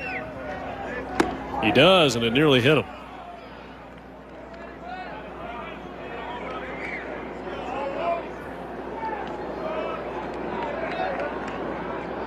And if Rapp is able to get the out here, Nick, I wouldn't be shocked to see Carolina go to their pen and get Davis Palermo, a right-hander, from Morales on deck. And he hit him. Lost the breaking ball again, and that'll load him up for Miami's most dangerous hitter. Couldn't get that breaking ball out front. It's a huge situation.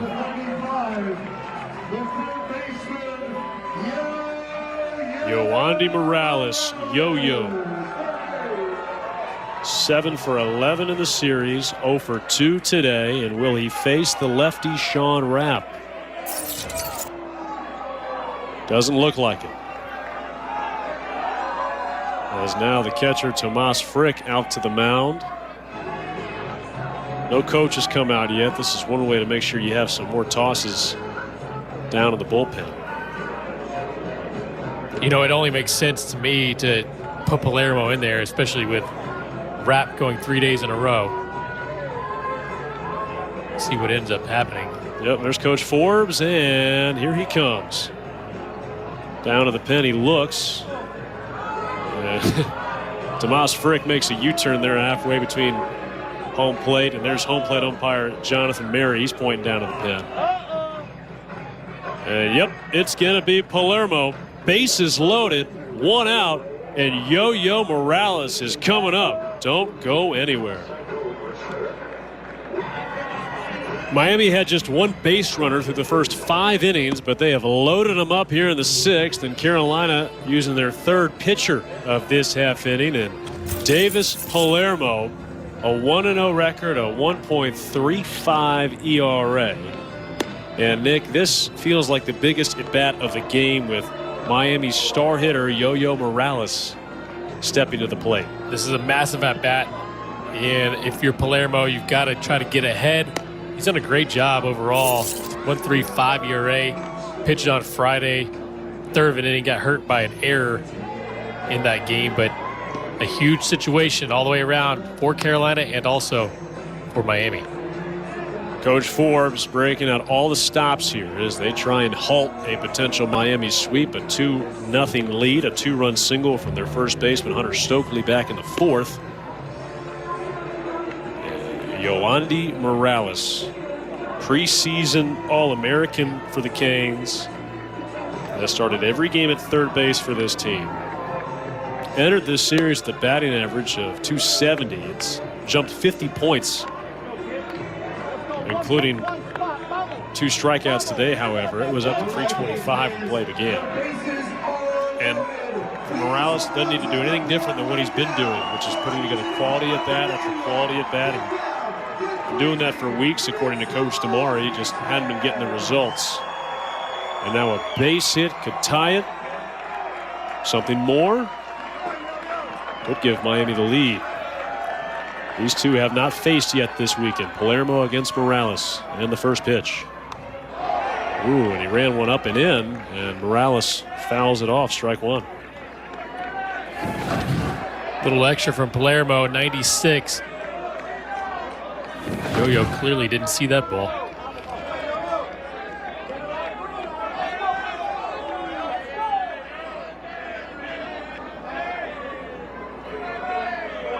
Frick sets a low target. And just off the plate. Saw a Tar Heel fan in the back thinking it was called strike two before Jonathan Mary made the call.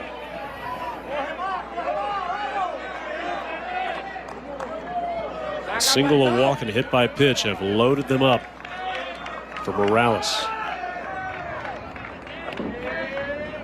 Big 1-1. Dotted on the corner. 1-2. Boy, after that big miss from Palermo, he's made two really good pitches down and away with the fastball. Infield shifted to the left against Morales.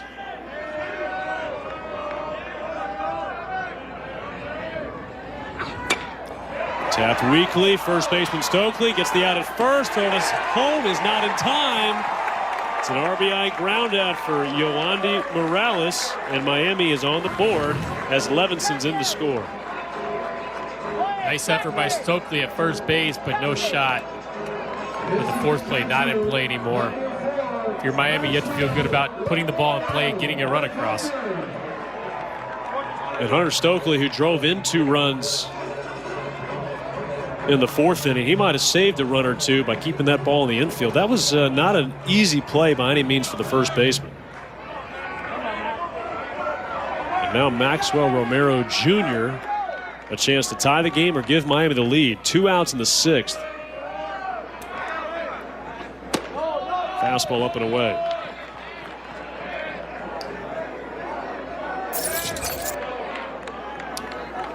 Romero has only 1 hit this weekend, but he leads the team with 23 RBI, and that 1 hit was the go-ahead, eventually game-winning double last night in the 7th.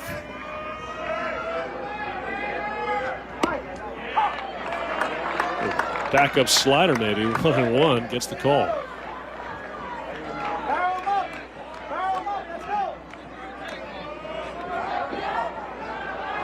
There's Tamari looking on anxiously. Now here comes Tomas Frick.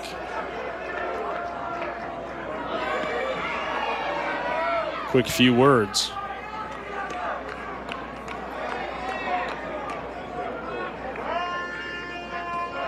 We've seen a fastball and a breaking ball to Romero. We saw he was late on the fastballs for the most part against Max Carlson.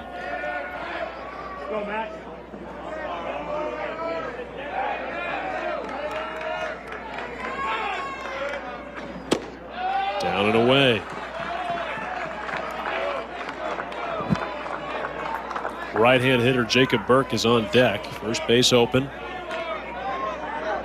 Coach Forbes gazing intently on his battery. 2-1 count in a 2-1 game.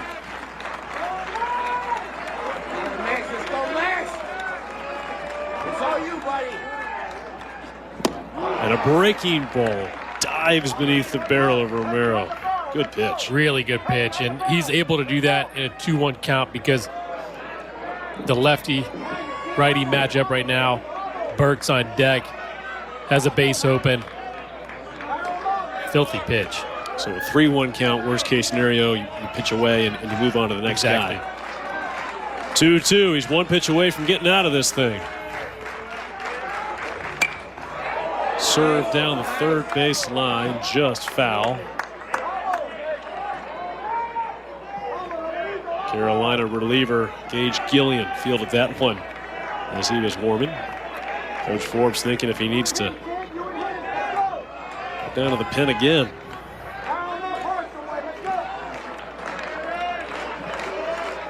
Sixth pitch of the at-bat.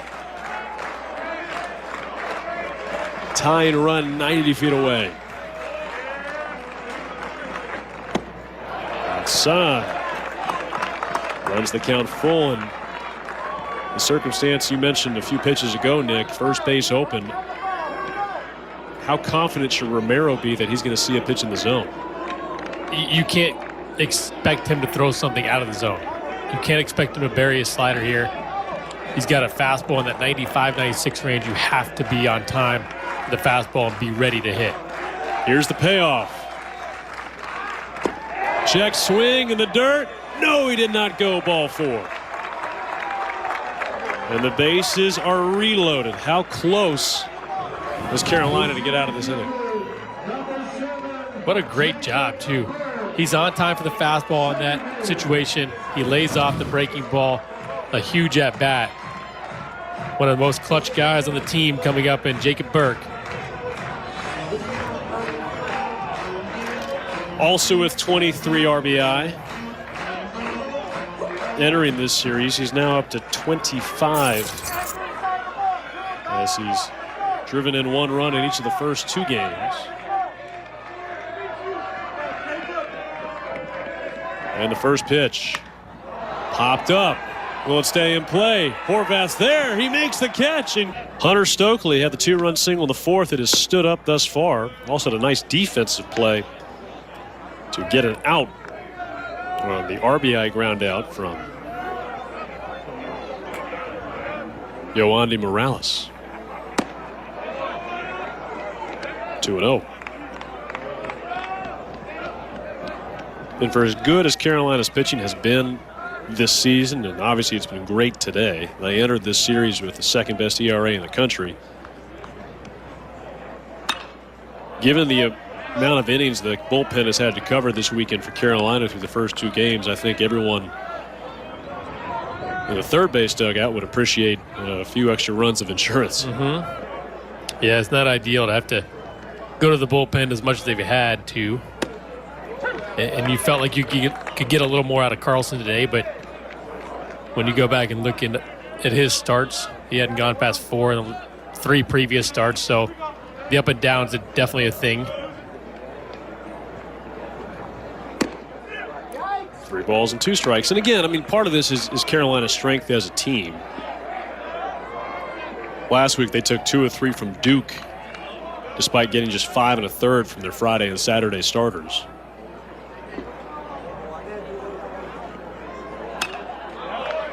Stokely stays alive. Speaking of Duke, Miami will head to Durham next weekend. Can you imagine Miami at Duke in April and both those teams in the Final Four? That'd be crazy and cool at the same time. Exactly. North Carolina, of course, at their Elite 8 game later tonight. 3-2 pitch. Hit in the air. Left center. And Villegas circles off his route, makes the catch. 2 away here in the top of the 7th. The designated hitter, Alberto Osuna, number 23. Well, Alberto Osuna, if he gets a hold of one, he can double Carolina's lead in a hurry. Homered on Friday night. A base hit earlier today. He's hit safely in all 3 games. He had just 3 hits in his first 2 ACC series against Pitt and Duke. Wave and a miss. He's got 3 this weekend. 9 in a row sat down by Hurricane pitching.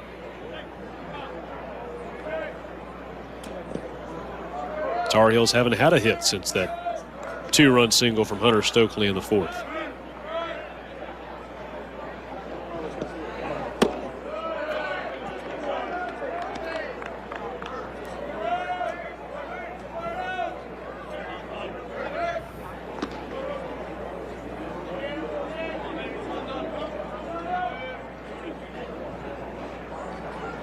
Ozuna, the reigning junior college national player of the year.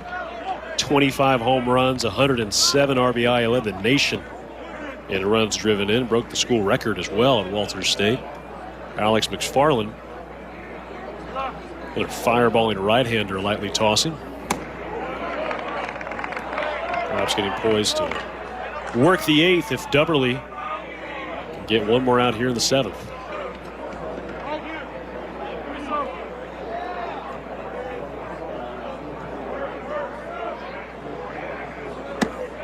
Two-out walk to Osuna.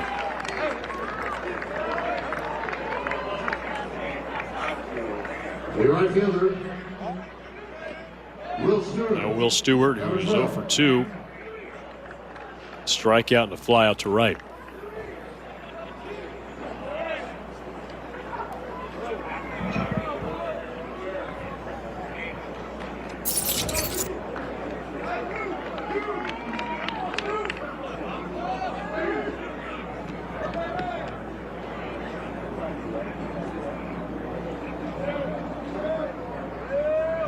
Ozuna, not someone you're going to be worried about taking off from first.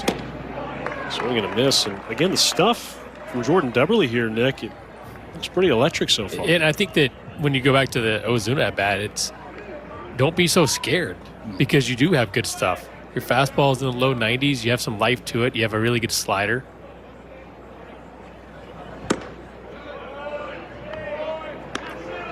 They've pitched Ozuna so carefully the entire series.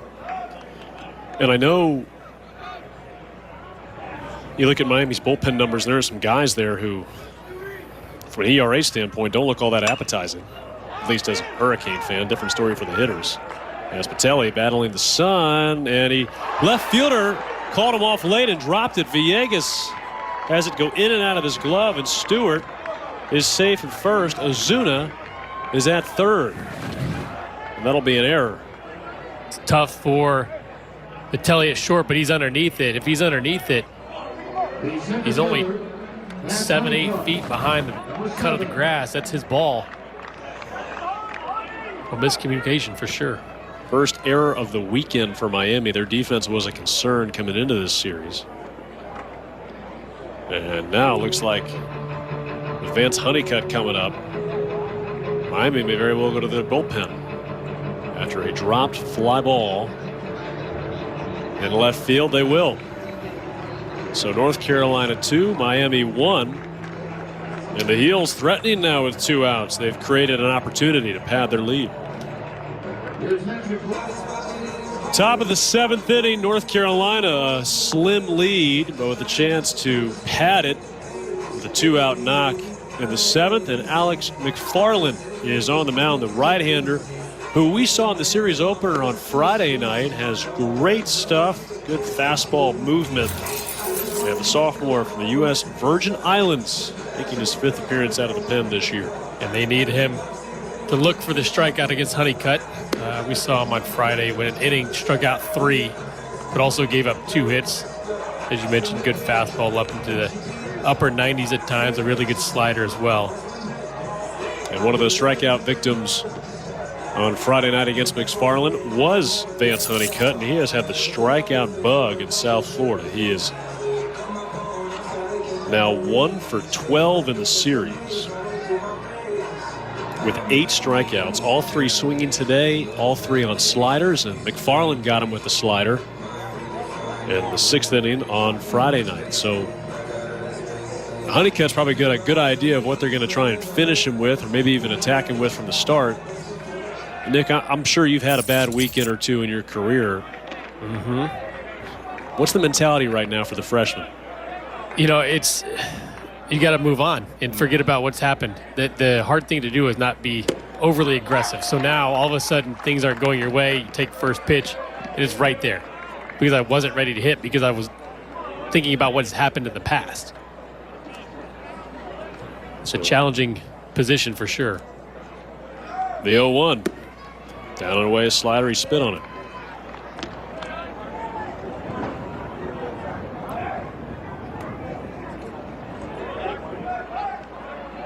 Honeycutt came in one of the more dynamic players in college baseball's freshman class, but has struggled so far against Miami pitching.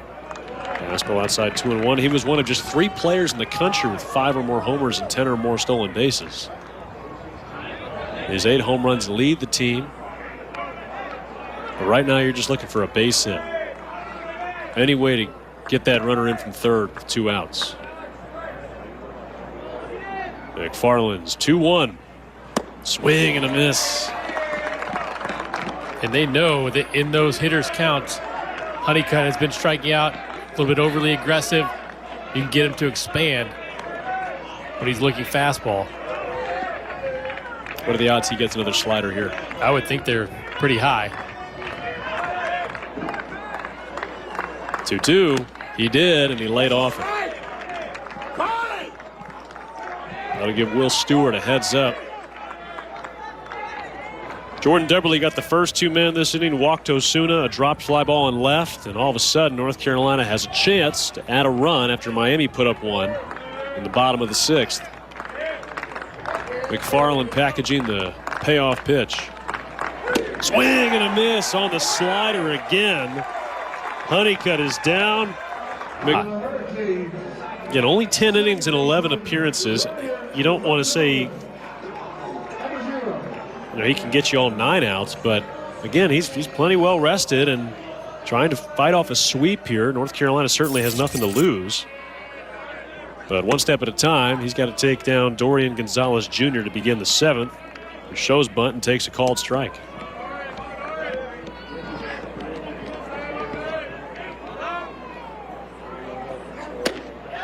And called strike 2. Miami had a big opportunity there in the 6th. Bases loaded, 2 outs, got 1 run in. But Jacob Burke fouled out to the third baseman, Mac Horvath, who had a quick first step there. To make that play as Gonzalez drills this one down the left field line, just foul. That would have been quite the way to start the inning. Carolina pen. They have been used regularly and often, not just in the series, but during the season. But nobody warming up right now, backing up Caden O'Brien. 7 of his 11 appearances, Nick, this year are hitless. And he's allowed 2 unearned runs, but that ERA still spotless. Ground ball hits softly to second, scarfed up by Castagnazzi. There's one down. Dom Patelli, 1 for 10 this weekend.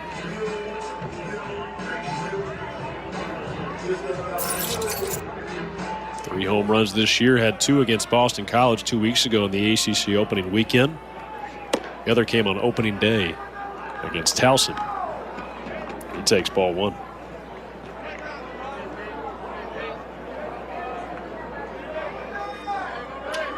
What's going to be the key, you think, Nick, to making that 2-run single from Hunter Stokely stand up through the next 8 outs? Well, I think it's going to be limiting base runners for sure with free passes. Miami, in this series for the most part, obviously today has been a little bit different, but they've done a good job of putting the ball in play, making things happen, and putting pressure on the defense. So these situations where you get 4-pitch walks or 5-pitch walks or whatever, I think that those need to be limited in order to hold this lead for sure. Carolina, although they're trying to fend off a sweep, all 4, they've out-hit Miami in this series.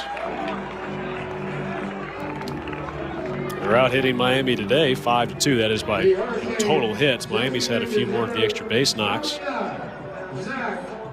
But on a day in which the Hurricanes have just 2 hits, a single in the 3rd and a single in the 6th, the last thing you need to do is help them out. And Zach Levinson had one of those 2 hits. A flare in the shallow center, just beyond the reach of the shortstop Soretti, and Vance Honeycutt not able to rein it in as that 72-mile-an-hour curveball misses way high, ball 1. That's 5 straight that have missed the zone now from Caden O'Brien.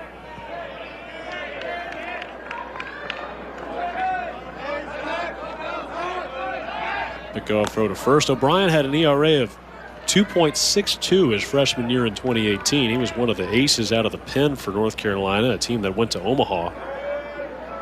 The last 3 years, he's had an ERA combined of around 4.7. 2-0. Last year it was above 5, but as we noted, this year's been a little better, and it's really primarily fastball changeup oriented. That curveball Coach Forbes affectionately refers to Aunt Sally, not Uncle Charlie. Not his best pitch. That's 7 straight that have missed. And he's in danger of walking the tying run into scoring position. And I would assume under no circumstances will Zach Levinson be swinging at this pitch. I can't imagine he would. There's a strike. A little different, 3-1. Levinson's got some power. He led Seminole State College in the junior college ranks in home runs last year with 12.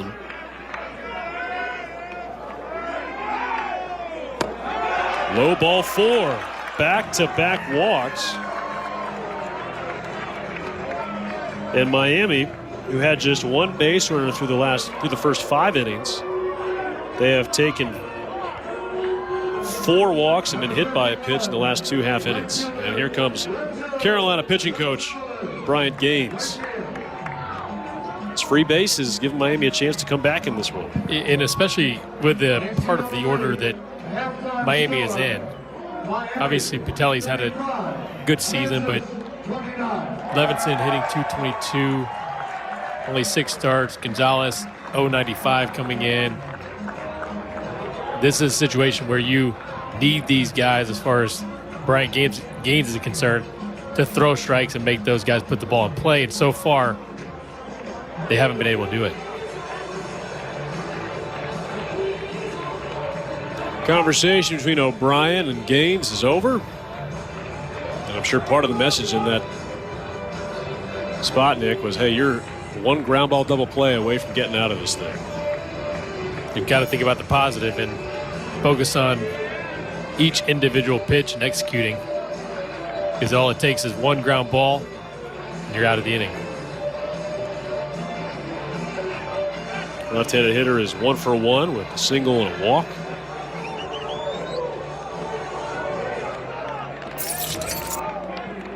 Making just his 5th start of the season.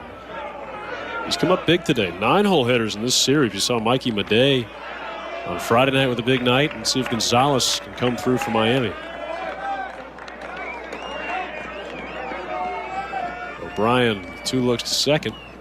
And a fastball clips the corner, and Renzo Gonzalez is muttering to himself, why exactly did he get the benefit of the doubt on that call after walking the last 2 guys? Yeah, that was way outside, and it's unfortunate for Gonzalez. He's 0-1 now. Just the 2nd strike he's thrown in the last 10 pitches. 1-1.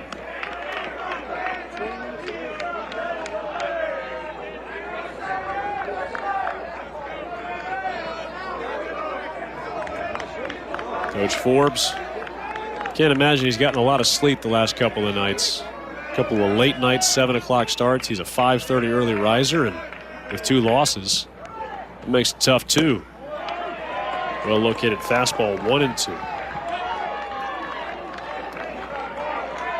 You mentioned that breaking ball, not O'Brien's best pitch here, Nick. And the changeup's been a little more trustworthy, but against a left-handed hitter like Gonzalez, you think he sticks with the fastball? I think he probably does, but you know, that lefty-lefty changeup, if you feel comfortable with it, is a nasty pitch. The penalty for not executing it, though, could be a long fly ball to right. Goes with the curveball and misses high 2-2. Just hadn't really been able to locate that pitch at all. That's why, you know, in that situation, I feel like you still stick with that fastball unless you're willing to throw your best off-speed pitch, which is your changeup. Because this fastball has some deception to it. He's got some downhill action. If he can throw it down and away, he's probably not going to get hurt. 2-2.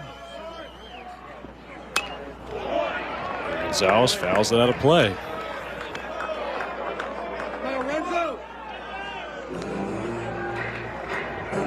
And for Gonzalez, he's probably sitting on a fastball and just I'll fight anything else on, right? Yeah, and especially when you have a slower curveball, you typically see it a little bit better and you can adjust. 2-2. And the slower curveball is popped up left field. Zarate towards the line secures the second out. And he was able to adjust to it to make contact, but instead of fouling it off, he flies out to left. Big second out. Not out of the woods yet, though. C.J. Kafis 0 for 3. Another tough lefty.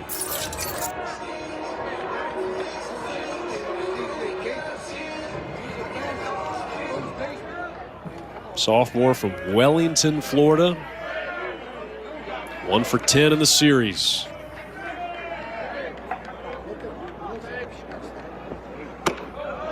Fastball, high ball 1. He led Miami in hitting entering this weekend with a .359 average. Your time, baby. Let's go.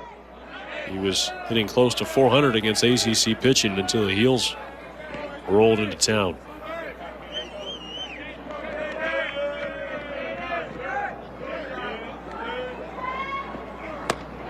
Strike 1. Good pitch.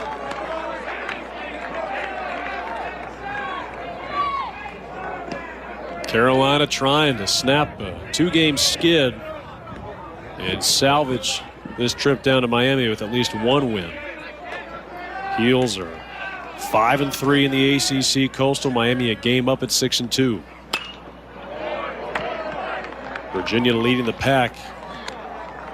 The first 3 weekends in the Coastal Division with a 7-1 mark in ACC play, pending their game against Wake Forest this afternoon. And Gage Gillian, he's active down the left field line in the Tar Heel pen. Right now it's O'Brien looking for one more strike to keep this lead intact. Kafis spoils it. That's that pitch that Kafis wants back, to be able to drive that to left field. Again, we've seen a lot of guys late on fastballs. O'Brien yet to give up a base hit. Miami has only 2 this afternoon, but a couple of walks means that the Canes are 1 knock away from tying this thing. Off the end of the bat on the curveball. Doesn't look like they're comfortable going to that changeup against a left-handed hitter, judging by the bats of Gonzalez and Kafis. You know, when we talked to Coach Forbes about Caden O'Brien earlier in the week, he was talking about that curveball that you mentioned as Aunt Sally, but he said it's a rare curveball. Mm-hmm. And he's had to go to it here. We talked about trying to get him all the way to the finish line. Already 25 pitches, and he's yet to complete a full inning of relief. Ground ball, left side. Horvath again. This time he takes it to the bag and ends the inning.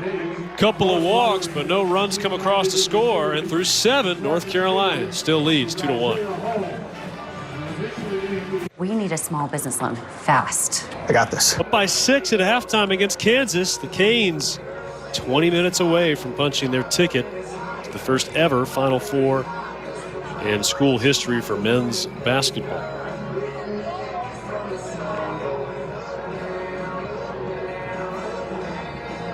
And on the mound for Miami, still looks like it's going to be Alex McFarland.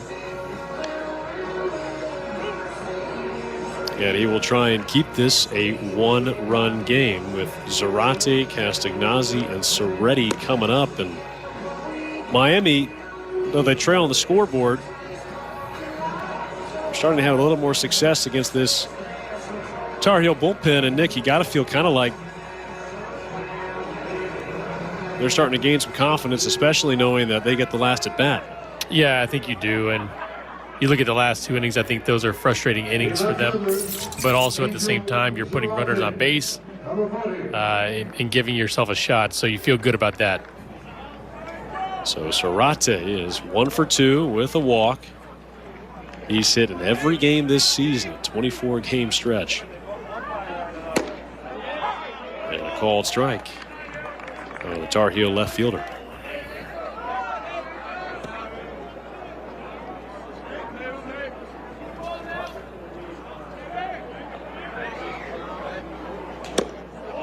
Good off speed there from McFarland. If McFarland can harness his stuff, he could be really good. He's gotten a couple turns in the rotation for Miami. Started the last 2 Sundays. I think the question there is, can you throw the third pitch?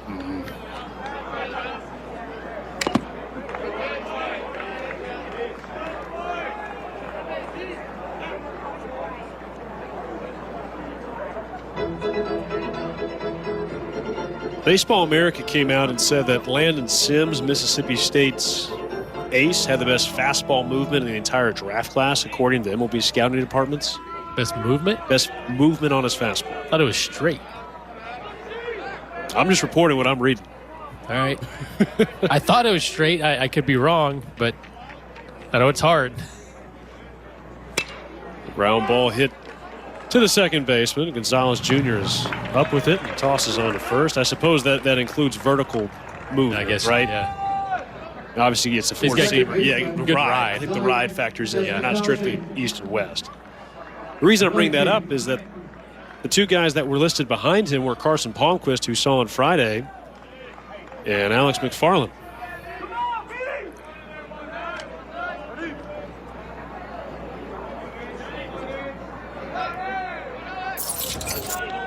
And Johnny Castagnazzi is at the plate.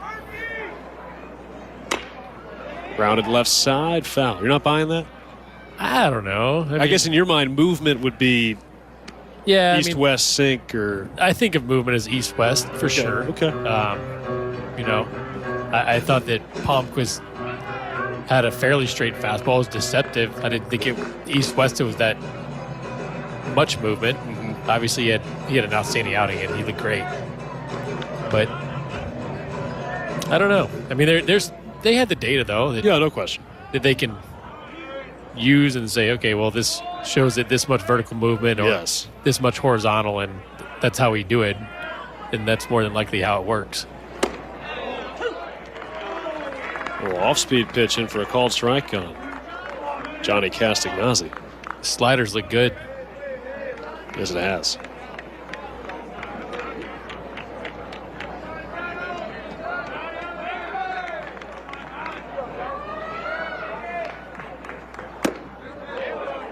Just missed. Miami's won their first series over North Carolina since 2016. They lost 4 straight, did not meet in 2020, of course. I didn't miss by much either, 2-2.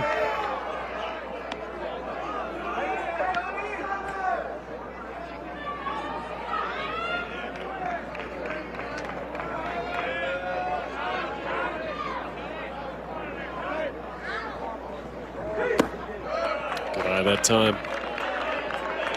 Heels, meanwhile, this is their first losing weekend of the season. Took 2 of 3 from Duke last week and swept Pitt the week before. And the dirt ball 4. Seen a lot of walks here recently, most of them coming from The shortstop, Carolina's pitching staff. That's the second free pass issued by Miami pitching. Mix in a dropped fly ball there in left field, and both teams haven't quite been as sharp as we saw earlier with Alejandro Rosario and Max Carlson on the mound. They were dealing. Those two combined to strike out 19 men. There's Danny Soretti. He's 0-for-3 with 2 punches. And a first pitch fly, shallow left. Patelli called off by Villegas this time with a little more advance notice.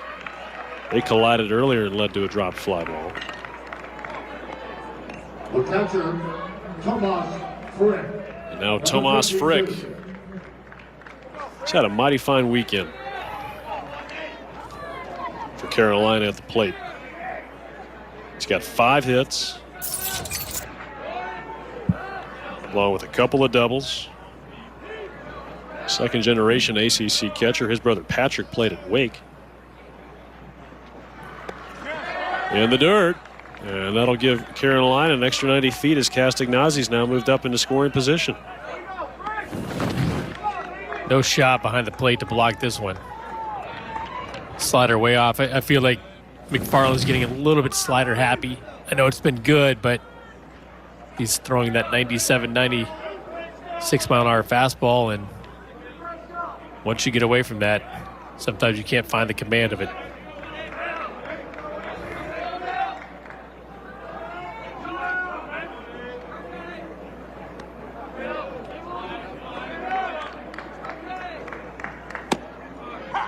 Good pitch. Levels the count at 1-1. North Carolina scored twice in the top of the fourth, a 2-run single from Hunter Stokely. Hurricanes clawed back a run in the bottom of the sixth, an RBI ground out. Now Frick trying to get that run back. Challenged him inside with 96, 1-2. See, that plays. Yeah. He had good movement on the one before, barreling in. Was able to locate strike 2 inside.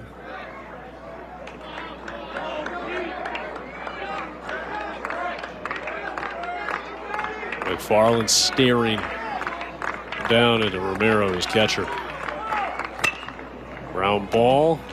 A couple of twin hops for the shortstop Patelli. Throw to first in time. And a 1-out walk bears no fruit. We go to the bottom of the 8th. It's North Carolina 2, Miami 1. 1-2 on Villegas.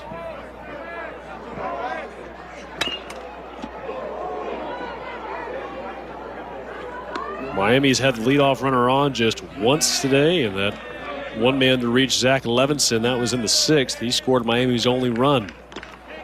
And O'Brien is on for his second inning of work. Takes care of him. For a strikeout for O'Brien. Good start to the inning for O'Brien. That fastball away and that at-bat was a really good pitch. Punches Villegas out. Fastball away. Now Yoandy Morales. He's got the type of pop that can tie this game in one swing. Takes ball 1 high.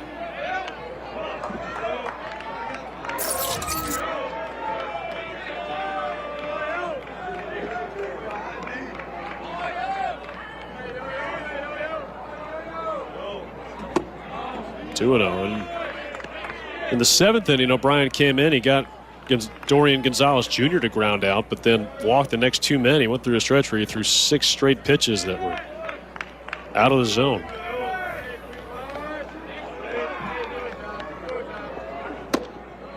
There's a strike. He had really knuckled down against Renzo Gonzalez and CJ Kafis to keep the lead intact for North Carolina. You know, those type of situations were the ones that haunted North Carolina on Friday. You get guys on base, feel like you have a good chance to score and can't get them across. Miami's 0 for 5 with runners in scoring position this afternoon. That pitch behind Morales. Frick did a nice job just getting glove on it. Look at this. Well, he wanted it inside. Frick had caught that thing. That would have been something else. He got a glove on it. Yeah, he did. So 3-2 pitch. Outside ball 4, a 1-out walk, and the tying run is aboard. And this is the part of the order for Miami that needs to take advantage of these opportunities. If you're going to give free passes, you have the right spots in Romero, Burke, and Gonzalez. Maxwell Romero Jr., the transfer from Vanderbilt out of Miramar, Florida. He's come home now in his 3rd year of college ball. He's had 1 hit in this series, and it was a 2-run go-ahead double. A double here could tie the game.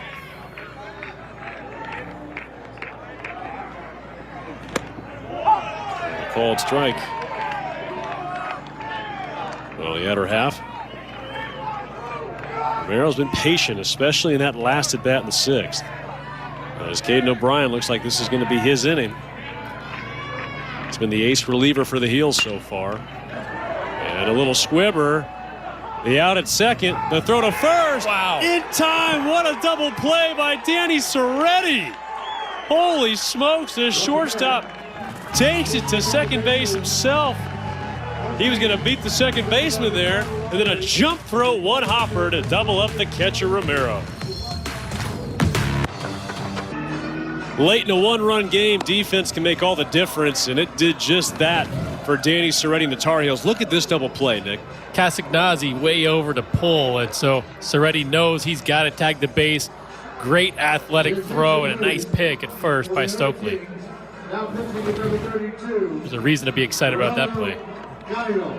Big moment for Danny Serretti and the Heels as they're desperately trying to pick up a game here at Miami.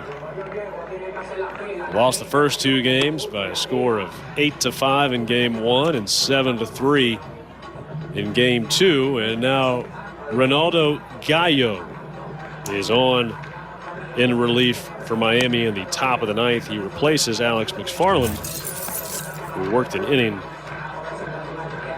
or 2 innings, I beg your pardon. Gallo's numbers, 8 innings, 8 walks, 13 strikeouts, and we saw some of that wildness on Friday night when he threw the final, not quite the final, but got 5 of the final 6 outs. Worked around some traffic in the 8th and then walked the first 2 men of the 9th before striking out the next 2 and then gave up a 3-run homer to end his day. Miami fans enjoying the sun and the music. Oh, I love that little kid. Yes. What an outfit, too. Yeah, he's got the green pants on. You like those? I do. I have some green pants on today. We've got to get Wiley Ballard on something other than khaki. So we go talk to that kid. Yeah, I've got green pants tomorrow. Tomorrow. Maybe some of those baby blue Tar Heel pants. Take those, too. Now Horvath leads off ball 1.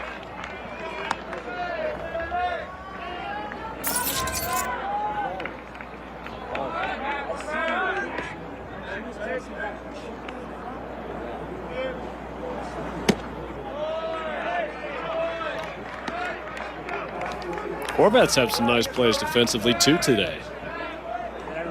He made the play on the pop-out on foul ground. Didn't have a lot of time with the bases loaded, but was able to get over and extinguish the threat in the 6th.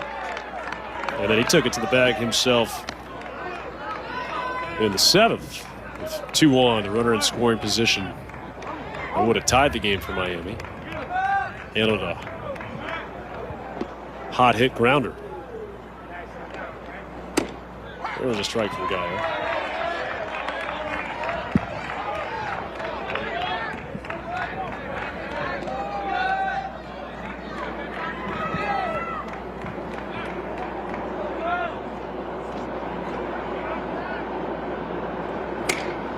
Ground ball, rake to the left side. Patelli, throw to first, beats Horvath by a step. Falling behind 3-0. Gallo comes back with some help from Patelli in the hole there at short and gets the leadoff man. That's what you want to see, too, from Gallo when you go back and look at his appearance. On Friday, he was pulling a lot of balls to the glove side late in that game. And that's what he showed early in that at-bat to Horvath, but was able to lock it back in.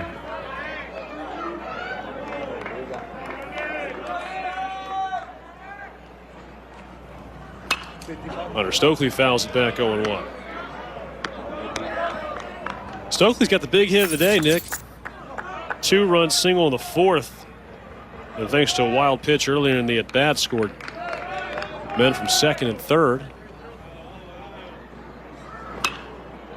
Behind 0-2 here on Gallo. You know, it's always the little things that end up being big things late in ball games. Talked to Coach Damari about that and how his team was inconsistent with defense.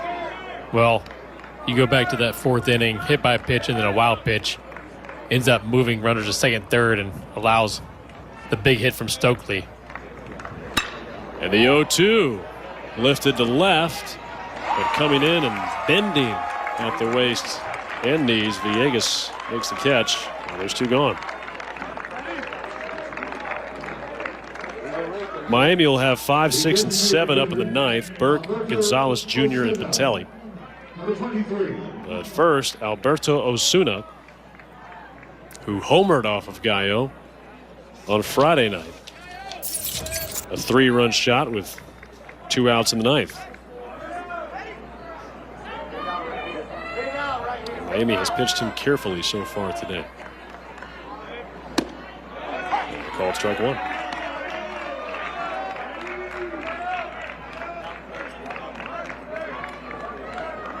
Miami's only run was on an RBI ground out in the 6th. Swing and a miss, 0-2. Pitch, 2 well-located fastballs. The home run on Friday was a fastball right down the middle. Much better pitches.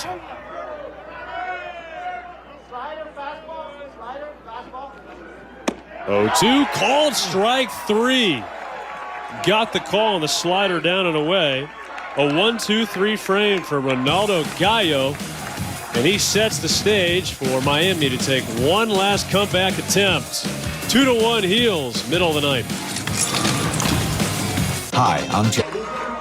Bottom of the ninth at Alex Rodriguez Park, Mark Light Field, and the Canes are trying to get some Mark Light magic going as they trail 2-1 in the bottom of the ninth. They'll have the 5, 6, and 7 hitters up, Nick, and the Tar Heels, to at least begin the inning, are going to stick with Caden O'Brien, who fires ball 1 to Jacob Burke, 5-hole hitting center fielder.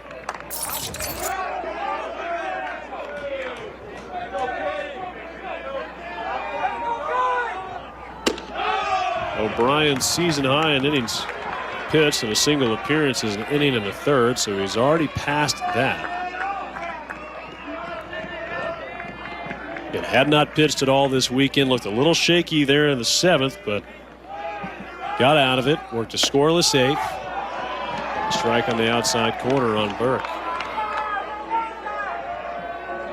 And as a precaution, Gage Gillian is up in the pen. He's also got closing experience for the Heels.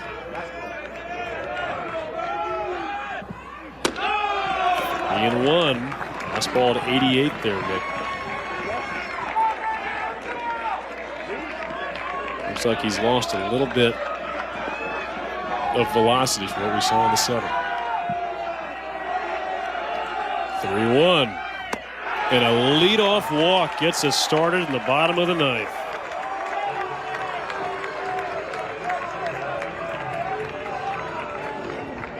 Sixth walk. Since the 6th inning. None of those have scored.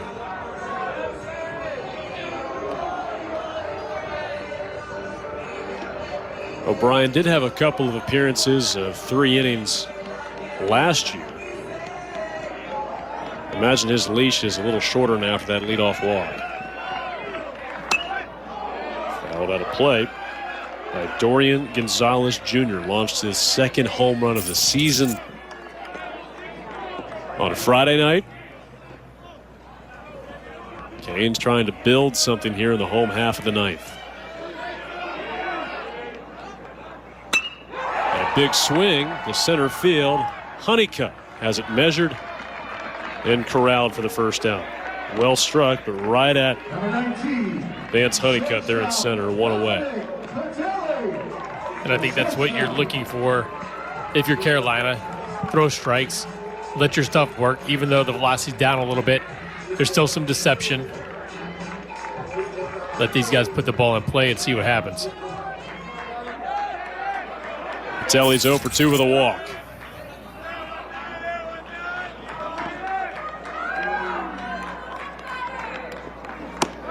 And ball 1.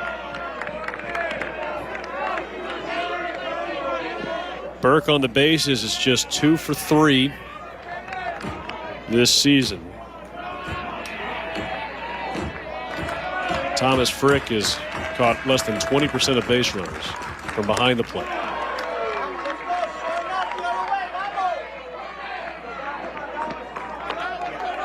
Seven-hole hitter Patelli. Zach Levinson is on deck. He's got one of Miami's 2 hits today.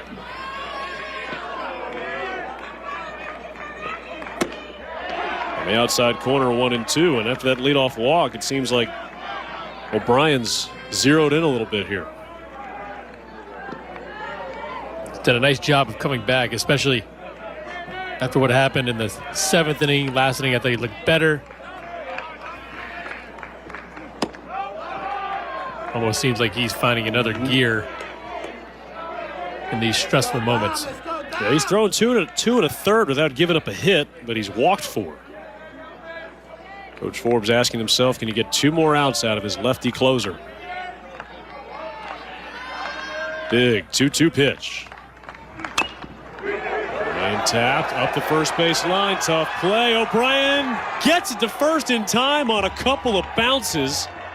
And it's all going to come down to this with the tying run in scoring position and 2 outs in the 9th. How about this effort? What a good play. You have to get in line to throw that ball to first base, and he does that. Little grounder to Stokely. If it had been 2 bounces, he might not have gotten it. Looked like it was just 1 on the replay. A lot of times guys try to go after that ball and they go straight towards the first base line. Momentum's carrying them across the line, and the ball in turn goes across as well. Great job by O'Brien. And a pinch hitter, Gabby Gutierrez, has his number called. He is 1 for 13 this year. This is just his 15th game. And a called strike on Gutierrez. Freshman from Miami, Florida. A chance to be the hero and come up with the biggest hit of the day. O'Brien has not allowed an earned run this year. His 0-1 is ripped left field. Foul, strike 2.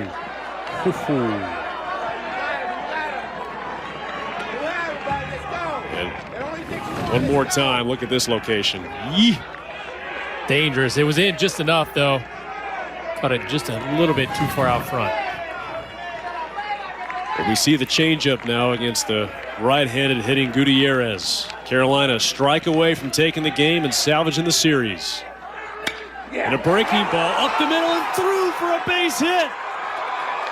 Gabby Gutierrez has come in to score. As he ties the game, Burke touches home, and it's 2-2 in the 9th. What a big hit by Gabby Gutierrez. Got the fastball in the previous pitch, goes changeup hanging away. He knows he's got the base hit, tie ball game.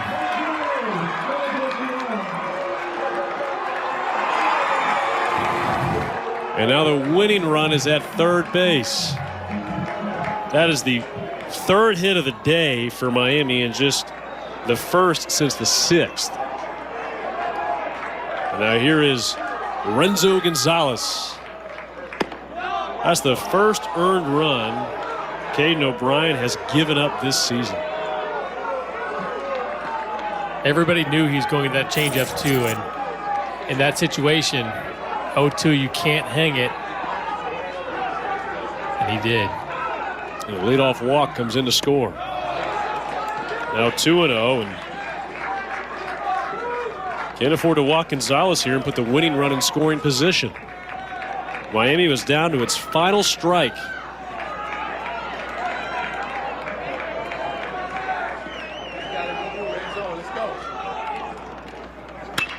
Ground ball up the middle. Cerretti will take it to second. And we've got extra innings in South Florida. We're tied at 2 as Miami ties it. A pinch hit. RBI single from Gabby Gutierrez. It's a place where inspiration takes flight and lands in far-flung corners. A place that isn't confined to classrooms, but mobilized by challenges. One that leads people down paths unknown and creates kinships with those unseen. That's because Carolina isn't just a place you go. It's a place you take with you. We've got free baseball in Miami. North Carolina and the Hurricanes tied at 2. A 2-strike, 2-out, game-tying RBI single from Gabby Gutierrez. Forces the 10th, Engage Zeal, pitching for the 3rd time in 3 days, Nick.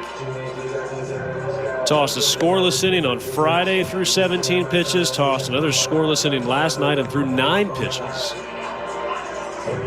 And you figured it was either going to be Zeal or Andrew Walters, both of whom have pitched. In each of the first 2 games of this series, they opt to go with Zeal here in the 10th inning of the series finale. Yeah, it's always interesting to see how these guys react to throwing 3 days in a row. A lot of times you don't want to do that, but right now they have a chance to get on top and win this ball game, so you put your best guys out there. Pinch hitter coming to the plate for North Carolina, be Max Reamer. He's the backup catcher for the Tar Heels. 4 for 11 at the plate this year with a double. And he will lead off in the 9th, replacing the right fielder Will Stewart.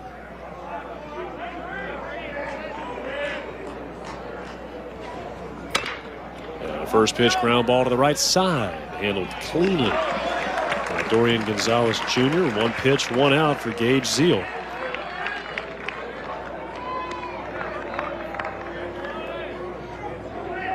Center fielder, Vance Honeycutt. This is the 10th all-time extra inning game between Miami and North Carolina. All-time, Heels have won 4, Miami's won 4, and they've tied once. So that's about as even as it gets. I'd say.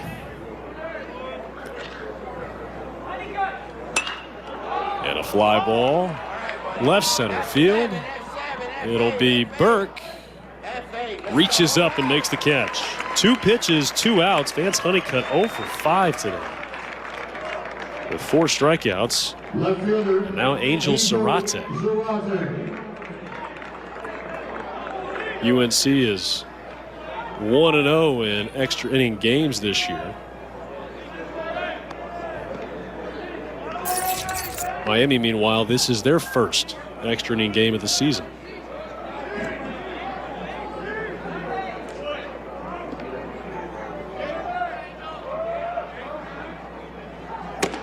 And first pitch strike on Angel Zarate. For Miami in the bottom of the 10th will be the top of the order, which means Yo-Yo Morales is scheduled to hit. Strike 2. Tell you what, there's no rust with Zeal. Doesn't show any fatigue so far. 94 on that pitch. Carolina looking for their first hit since the 4th.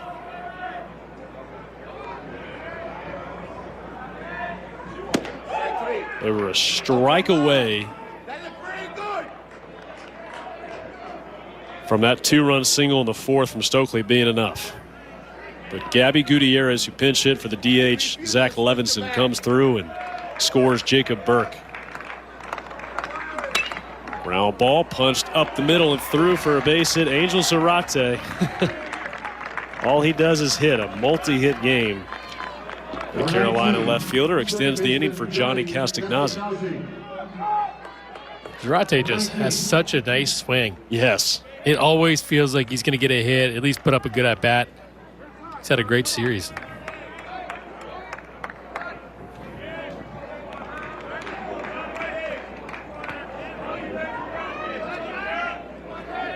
Castagnazzi over 3 with a walk. He has hit 2 home runs in each of the first 2 ACC series. A pair against Pitt, 2 against Duke. He's hit 1 this weekend. Does he have another one in store before North Carolina heads home? Zeal's 1-0. Came inside.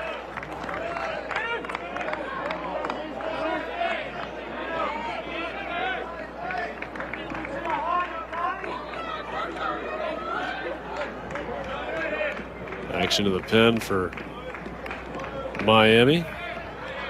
That is Alejandro Torres, who got the win last night. Giving up 1 run in 2 innings. 2-0 driven foul out of play. And some of that is not necessarily Zeal being ineffective here, but I just can't imagine he can go too long.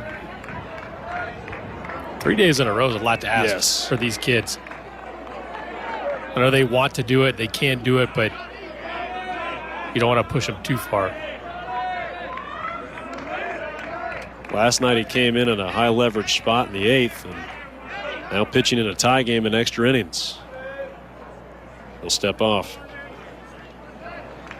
North Carolina in this series is 2 for 2 in stolen bases.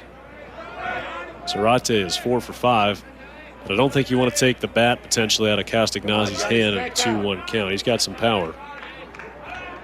We'll check on Zarate, all the same. Come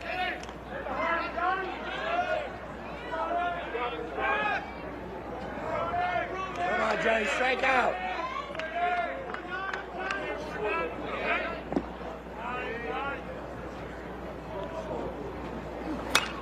The breaking ball. Knocked out of play 2-2. Screws tightening on both sides right now. Yeah, regardless of winning or losing the series, Nick, you only play 30 ACC games. Every single one of these means a ton. Miami trying to put itself in a tie at the top of the Coastal Division with a win this afternoon. The 2-2 is bounced off the plate. High hanging ball. Patelli's got no play. And just a ground ball that trampolined off home plate from Castagnazzi. An infield single, and now Carolina's got a chance to retake the lead. There's absolutely nothing you can do on this. Put it in your pocket.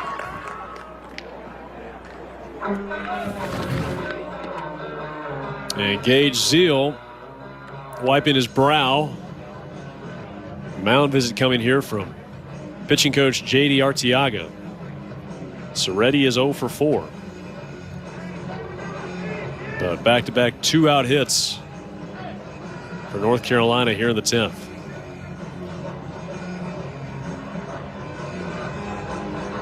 The shortstop, Andy Soretti. Soretti so far, we've seen him have a passive approach at the plate a couple of times. He's been called out on strikes 2 of his first 3 appearances, but he jumped on the very first pitch in his last at bat. That was against Alex McFarland. And the dirt. Good backhand stab that time from Romero.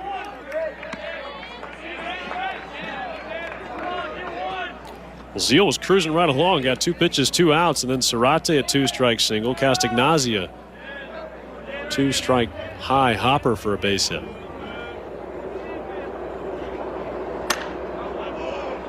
Neither ball hit hard either. No. I think that's probably why Arteaga went out there.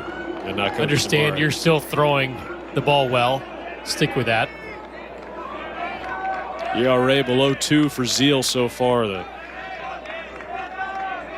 native of Macedon, New York. Off the plate, 2-1.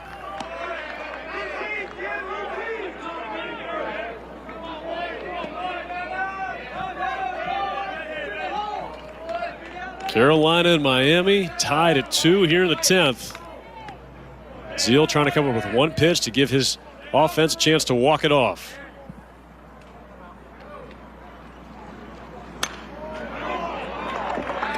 Out of play, 2 balls and 2 strikes. So lefty at the plate. Zeal's fastball at 93 there.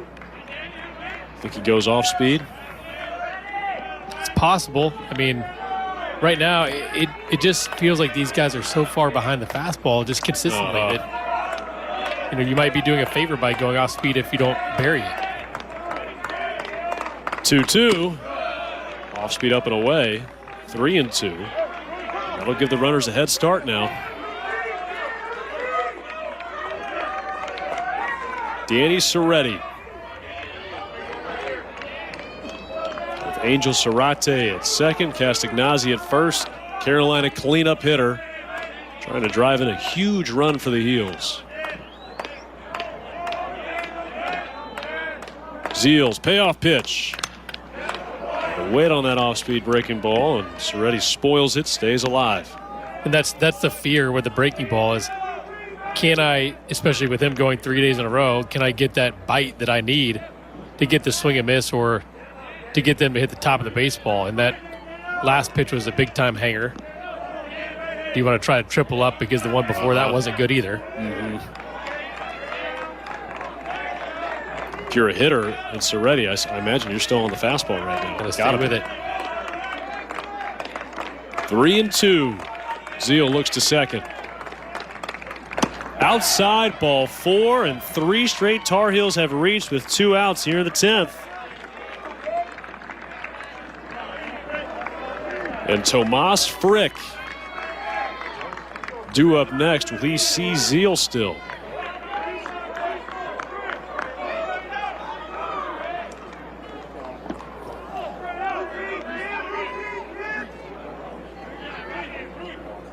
No signs of Zeal coming out of the game. Frick had multiple hits in games 1 and 2 of this series. The single was way back in the second.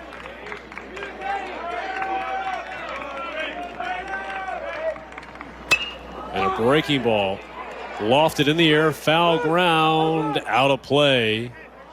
Strike 1.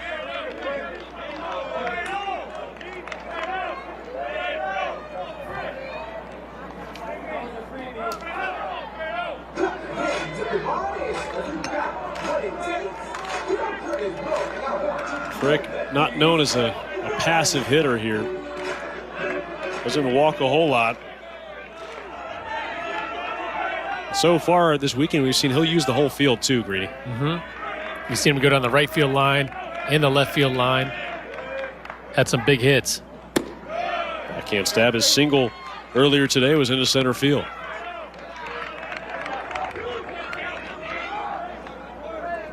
And those breaking balls just have not been very competitive so far from Gage Zeal here on his 3rd appearance in 3 days.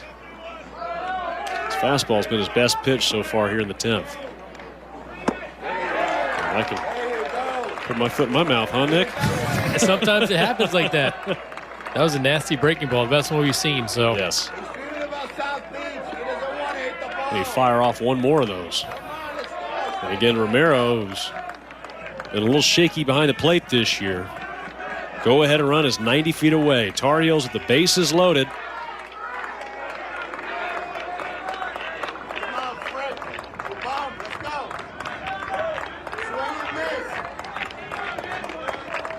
One, 2.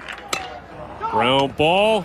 Frick throws his bat in disgust. They go to short way to get the out at second. Emmy had a big come from behind win last night, trailing by a run in the 7th.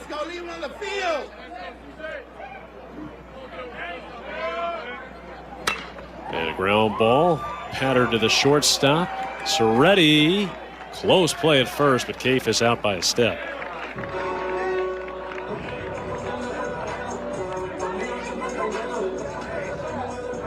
And there's one away, now Edgardo Villegas.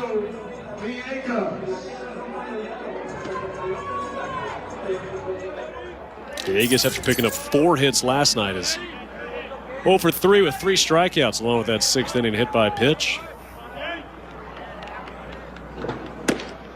And ball 1.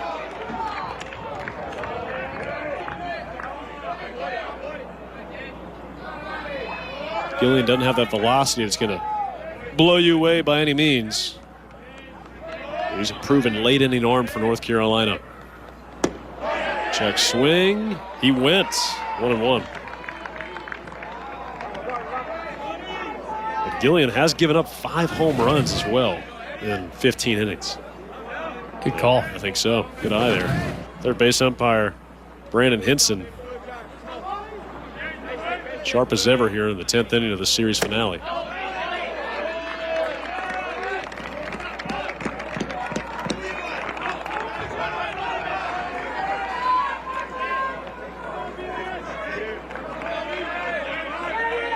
Gillian's 2-1. Swing and a miss, 2-2. The changeup's nasty. Yes, Short arm action from Gillian. Hides it really well. Looks exactly like that fastball.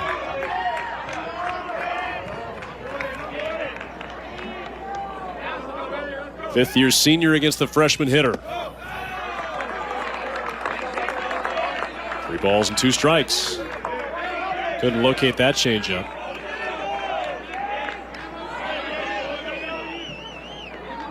Think he goes back to the fastball after missing with that, or? I think so.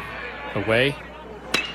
And a ground ball snared by the third baseman Horvath. His throw to first on the money. 2 away here in the 10th. But one more big out to get for Gage Gillian and the Heels. Yoandy Morales, Yo-Yo. 0 for 3. But last time he faced Gillian, he drilled the pitch over the center field wall just right of the batter's eye. He's been the story of the weekend for Miami. No better way to close it out than with a big swing here if you're a Canes fan. And he takes ball 1.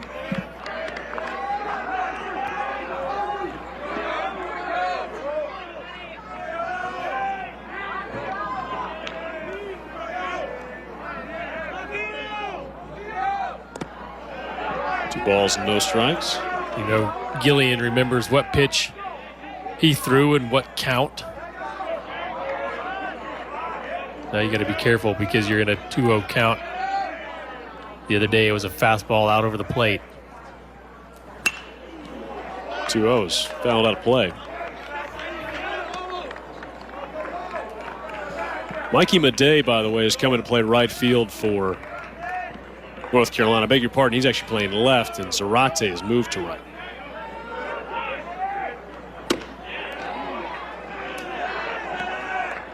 Three and 1 count.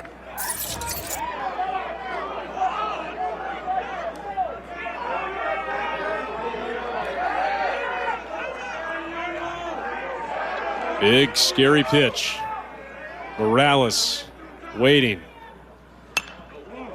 And he missed it. 3 and 2. That was it right there. Yep.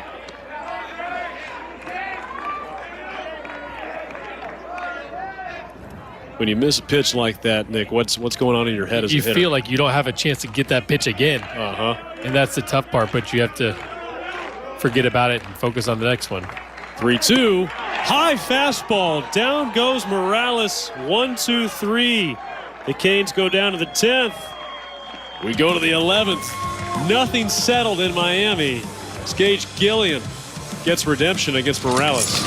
My goodness!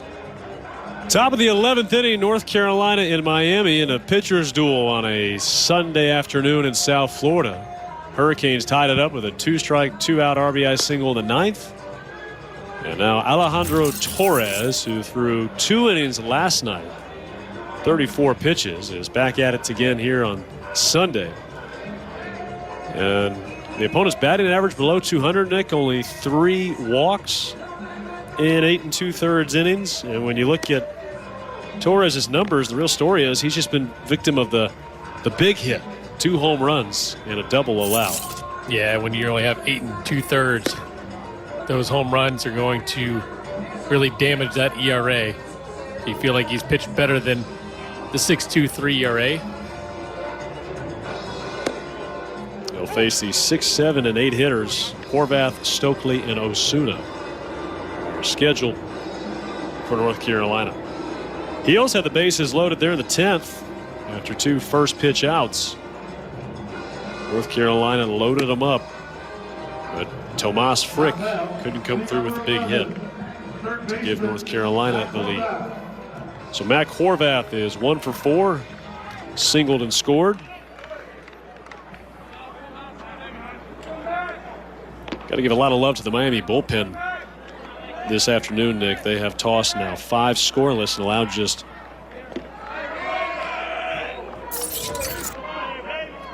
2 hits. And ball 1. Yeah, there's no doubt they've done a nice job. No, and it's funny because we came into this series thinking, okay, North Carolina's got the edge. They got a deeper bullpen. And with some of the arms we've seen from Miami, as this pitch fouled back. Yeah, the ERAs that are paired with those arms aren't that good, and obviously results are what you're looking for and counting on. But the talent certainly is there in the Miami pen, and they come up big, especially today. Good breaking ball dropped in for strike 2. Yeah, I think that especially when you look at McFarland, stuff's there. He did a great job today. Gallo, I thought, looked a lot better than he did the other day. Zeal, credit to him for throwing 3 days in a row. Horvath fights it off. Dubberly had, especially the first inning, he had a really good first inning. Try to get 2 out of him, only get 1 2/3.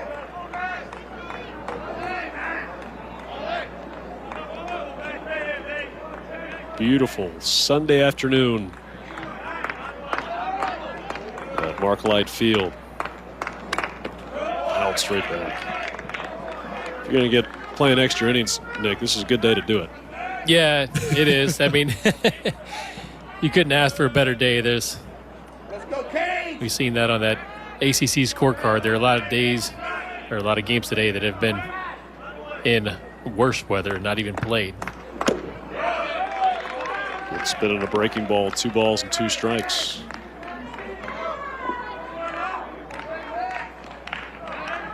First extra inning game of the year for Miami. Torres is 2-2. And Horvath's picking up that breaking ball well. Good at bat to begin the 11th for North Carolina.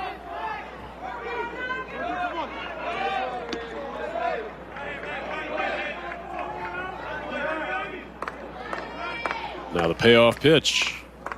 Swing and a miss. Perfectly located fastball there, Nick, right on the black. Great pitch, too. Slider heavy.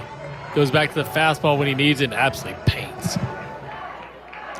First baseman, Hunter Stokely, number 45. Now Hunter Stokely, driven in both runs for North Carolina. 2-run single in the 4th up the middle. Flown out to the left his last 2 times up.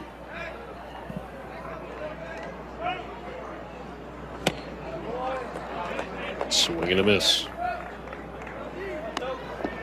Sundays in the ACC have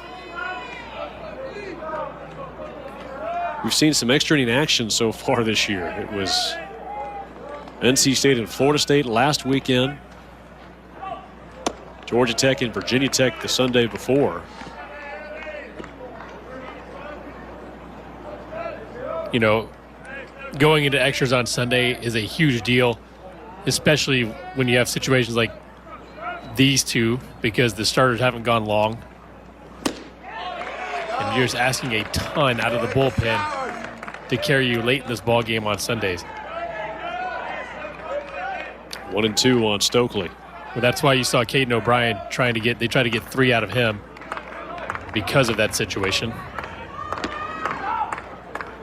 It's the 1-2. Pull to the right side. Waist high hop. Stokely's beat by a step. 2 down here in the 11th for Alberto Osuna. The designated hitter, Alberto Osuna.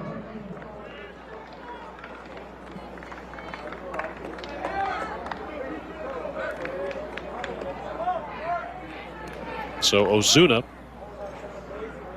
is 1 for 3. He's singled and walked.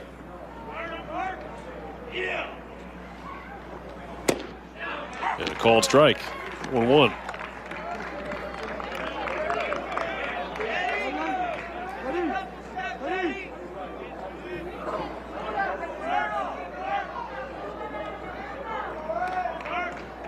Torres issues the 0-1. Hanging breaking ball, but Osuna comes up empty.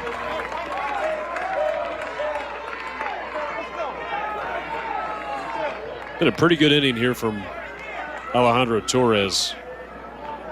Horvath battled him. He's been able to locate most of his pitches so far. And a little check swing dribbler to the second baseman, Gonzalez Jr. He had the game-winning RBI last night. He's got prodigious pop. He faces Gage Gillian. Fires a first pitch at the top of the zone for strike 1.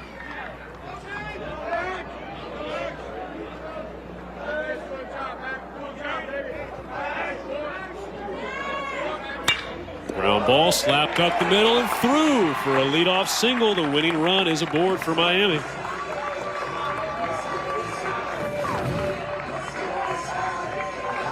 Little ground ball back up the middle.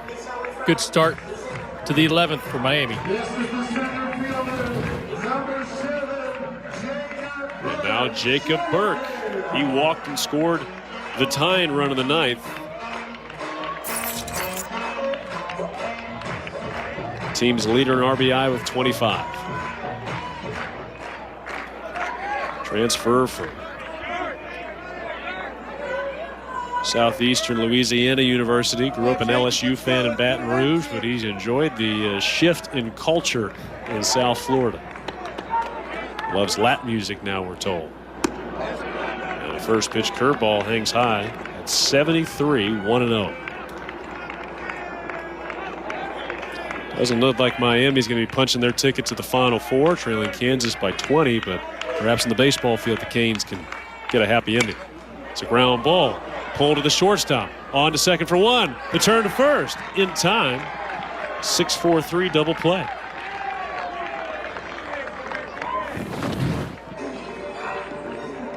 Routine double play. Carolina doesn't panic. Soretti, Castagnazzi, over to Stokely. So Gage Gillian can exhale.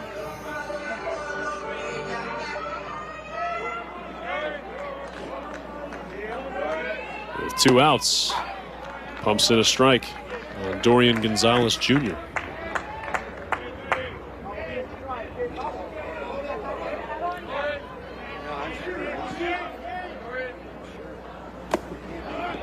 So 1-1.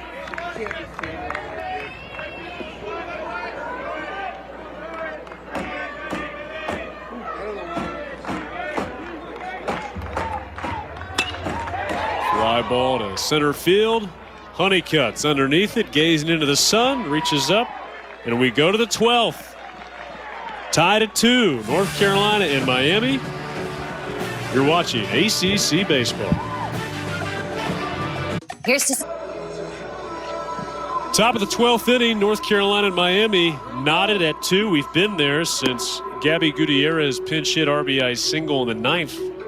That tied us as the Canes were down to their final strike, and we play on. Thoughts of a sweep still in play for Miami. And it'll be Alejandro Torres returning to the mound for Miami. He worked a 1-2-3 11th.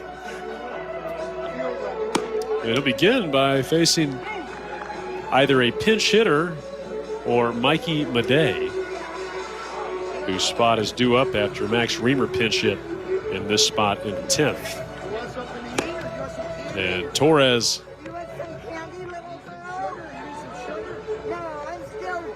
a sophomore and transfer from FIU for Miami, one of 5 Division I transfers on this team. We've seen guys like Max Romero Jr. from Vanderbilt, as well as Jacob Burke from Southeastern Louisiana University.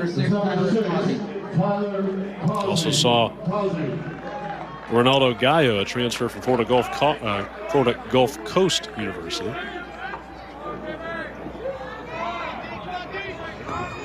And this will be a pinch hitter, Tyler Causey, a sophomore for the Heels. Takes ball 1.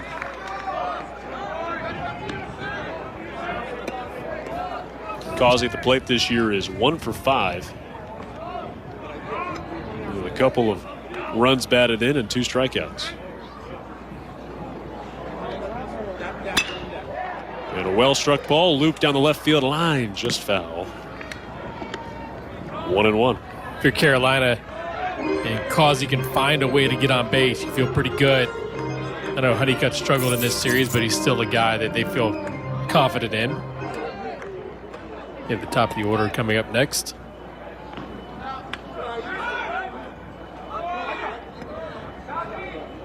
And more than anything, it'd be nice to have a leadoff runner aboard. Carolina's had no success in getting the first man on since the 3rd inning. Had a leadoff single from Alberto Ozuna. Since then, Miami's gotten the first Carolina hitter in every frame, including the inning they scored 2 runs. That was the 4th.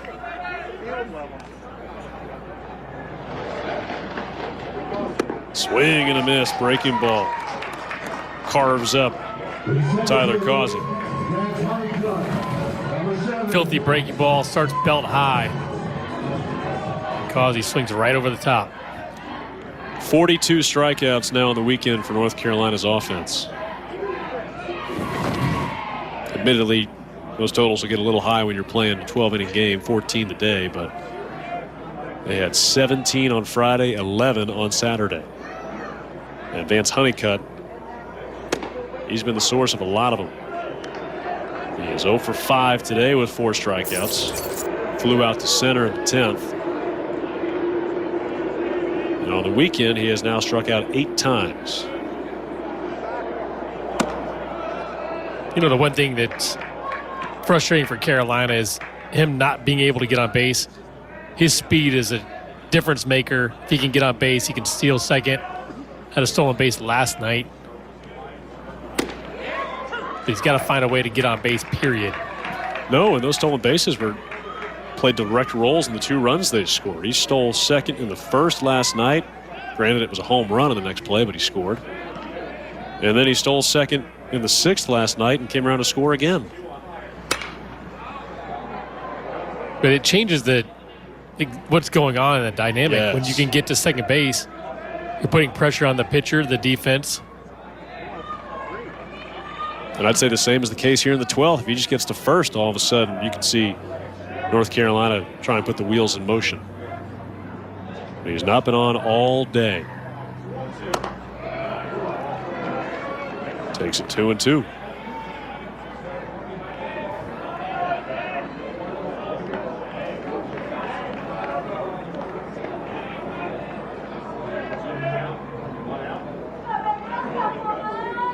Two-two pitch. Fouled off the mitt and then must have gotten Romero somewhere else. One more look. Get his hand back behind his leg? Not sure. I don't know. Well, one good sign, Honeycutt hadn't fouled off a 2-strike pitch all day until this at bat. He's fouled off back-to-back 2-strike pitches. Make it a 3rd straight. And he's so close on that, too. Earlier, that was swing and miss in this game. Now he's at least fouling it off. He needs to set that sight to right center field and really take the right shoulder through the baseball to keep him on it. Another 2-2 offering. Skied a mile high in the air. Can Romero find it? Looks like he's found it and makes the catch. Honeycutt fouls out to the catcher. 2 away here in the 12th.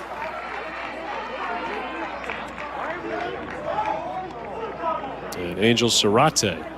Right fielder, Angel Zarate. He's got 2 hits today. He had a 2-out, 2-strike hit in the 10th.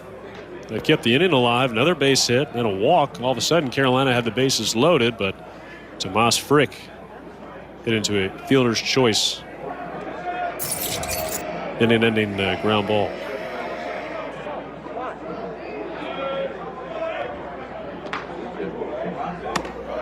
Ball 1. We've seen Zarate hit now a good bit. You think there's a space for him as a pro at the major league level? I do. I think that you can develop some power.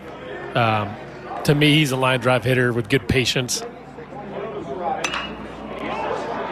Sends a fly ball to right. Maybe he's got some power right here onto the track at the wall. And the catch is made and right by Renzo Gonzalez. Zarate just missed it, and we're still tied at 2.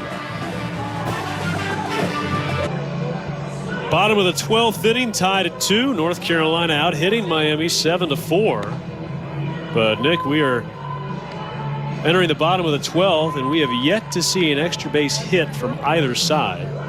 As you look at a defensive change for North Carolina,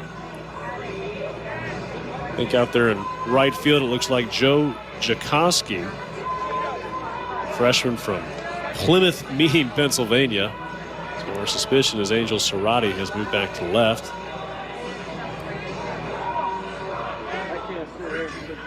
And that appears to be the case according to our feed. Shortstop, Dominic So Zarate in left, Jakonski in right, and Gage Gillian still affixed atop the hill. Worked a 1-2, 3/10. Gave up a single in the 11th, but got a double play. And now will face the 7, 8, and 9 spots. Dominic Patelli leading off for Miami. Takes ball 1.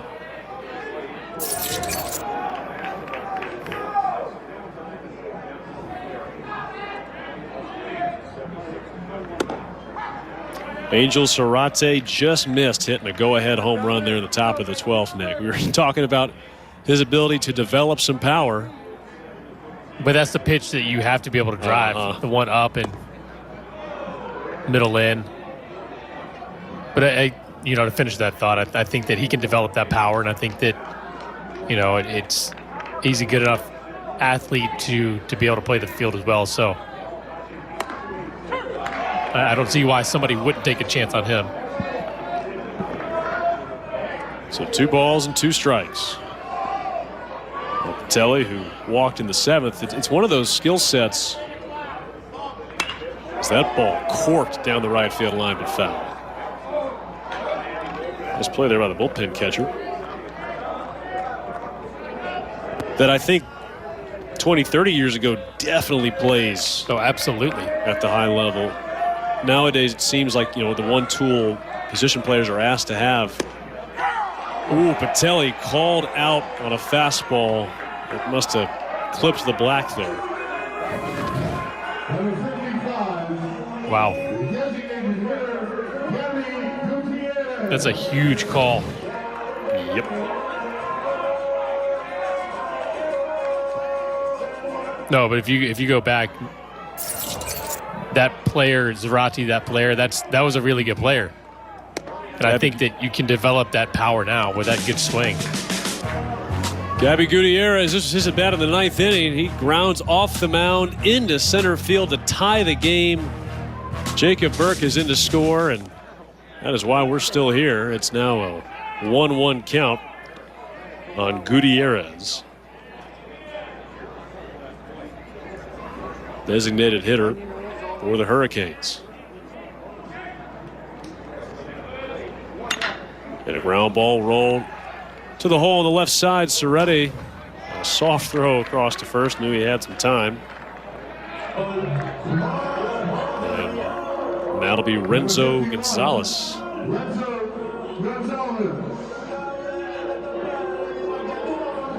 Yeah, no extra base hits from either side today, Nick. And I want to give the pitching some credit, but that was also one of the concerns about both these teams. You saw Yo-Yo Morales has had a couple of big swings this weekend. Romero had a double yesterday. And make no mistake about it, the way Rosario and Carlson were throwing to start the game, it was going to be tough to get on anyway how. But it seems like there's been a few pitches over the past several innings that have been opportunities to really drive the ball. And Miami hasn't done that yet, as Gutierrez will drop one inside the left field line. He's aboard with the winning run. And he's 2 for 2. Or beg your pardon, that's Renzo Gonzalez.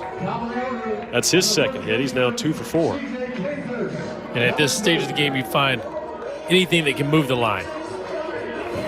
The question now is, do you try to put Gonzalez in motion, try to make something happen? It feels like it's kind of gone stale a little bit. Yes.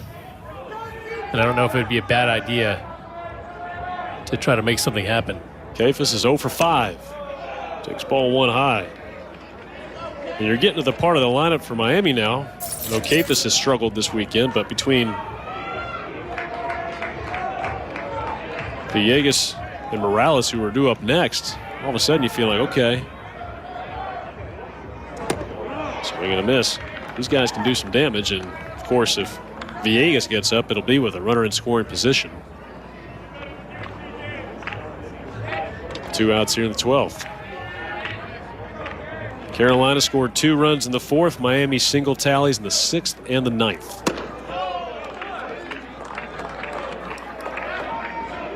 Gonzalez has a good lead at first, trying to get a good secondary.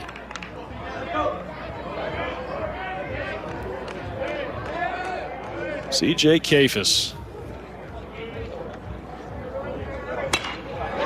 Hooks one sharply foul. Takes a big hop. Oh, look out for the window there in Player Development Center. That's a brand new building.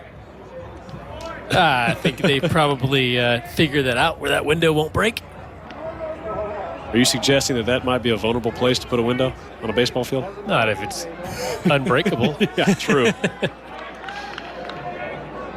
balls and 2 strikes. These bullpens have been close to untouchable so far today. 1 run and 6 2/3 for North Carolina's pen. Ball well struck, slicing away from Honeycutt, but on the run he makes a sliding grab. And that ends the 12th inning.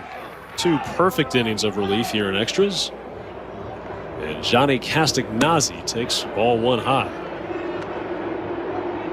Something about Sundays in the ACC, apparently. It was Georgia Tech and Virginia Tech that played 14 innings last Sunday, or 2 Sundays ago. Last Sunday, this pitch is driven in the air to right field.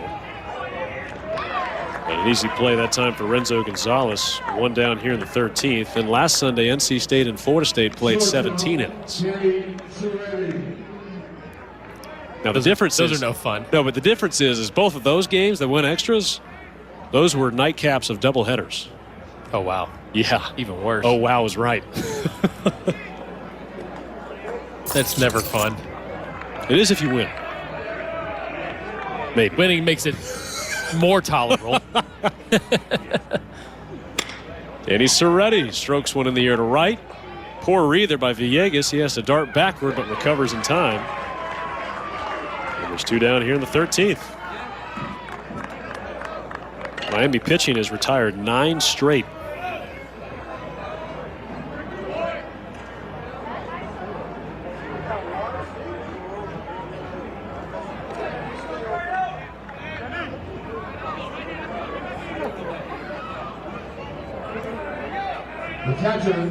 Now Tomas Frick.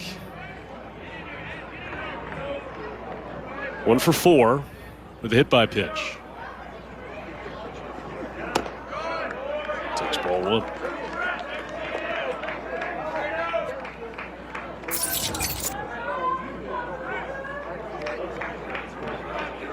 Five hits in the series.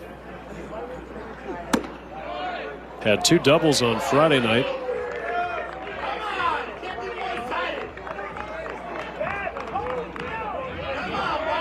Still looking for our first extra base hit of the day from either side.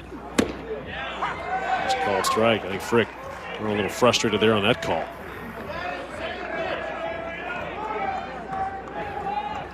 Two, 3, and 4 hitters will be due up for Miami, including a couple of big hitters in Morales and Romero.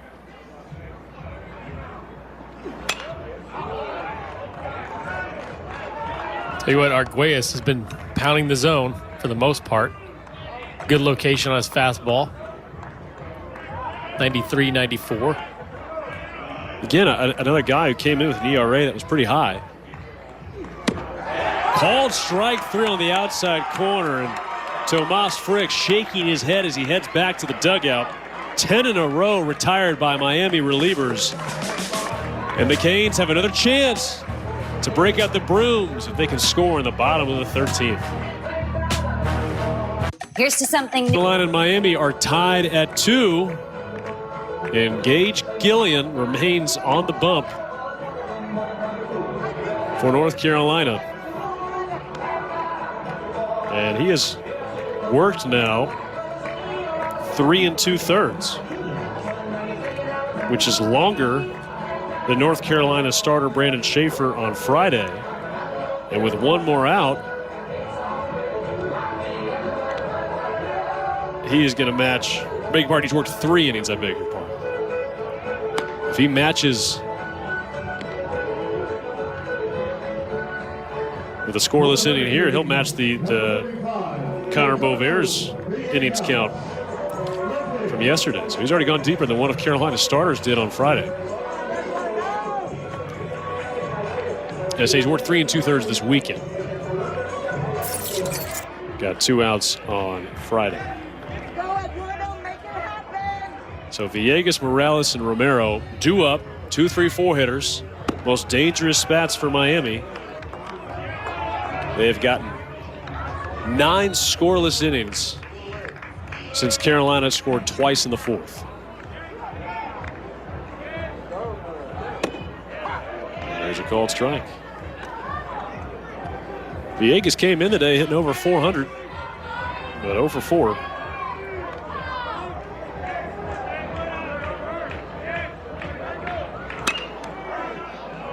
Now seeing Gillian work 3+ innings, Nick. What's the best approach against him? Well, you've seen him. Saw him on Friday as well. It's when he's on, though, he's tough. He's hiding the ball. He's throwing all 3 pitches for strikes. This one pounded into the dirt. Could be a tough play. Second baseman's throw is in time. Villegas beat by a step. Miami fans not happy. Great play by Johnny Castagnazzi to make it close enough. Let's take a look here, Nick. Nice effort, beat in the ground. Good pitch from Gillian. You see the backhand. You've got to trust that. Nice pickup at first base by Stokely. Stokely's been really good at first, picking balls as well. It's a big first out. And now Yoandy Morales. Homered off of Gillian on Friday. Struck out against the right-hander in the 10th. But he just missed a fastball. He got into a hitter's count in a 3-1 heater. He just missed it. Struck out on a high fastball in the next pitch. We went to the 11th.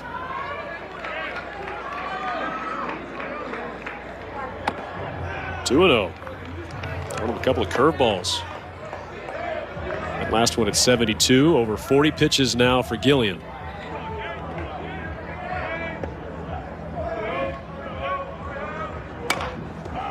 Grounded left side. Shortstop Soretti's throw a little high, but Stokely held the bag. And a couple of balls beaten into the ground, Nick, in this bottom of the 13th. Well, I think that changeup from Gillian is the difference maker for him. 2-0 count. Morales expects a fastball, doesn't get it, and that's one of the things that makes Gillian so successful. And that's one of the reasons they love him in multiple spots, because he can throw anything for a strike at any time.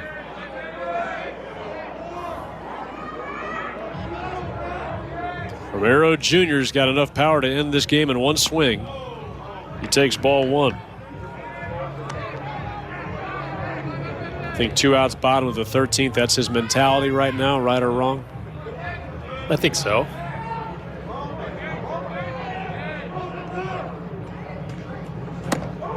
You know, that swing right there is what you want to see. But you want to see it because Yes. he's been so passive all weekend. And he's got power. Not saying you should try to hit a home run every time, but I think it's okay to let it go. Gillian a strike away from an easy 1-2-3 13th.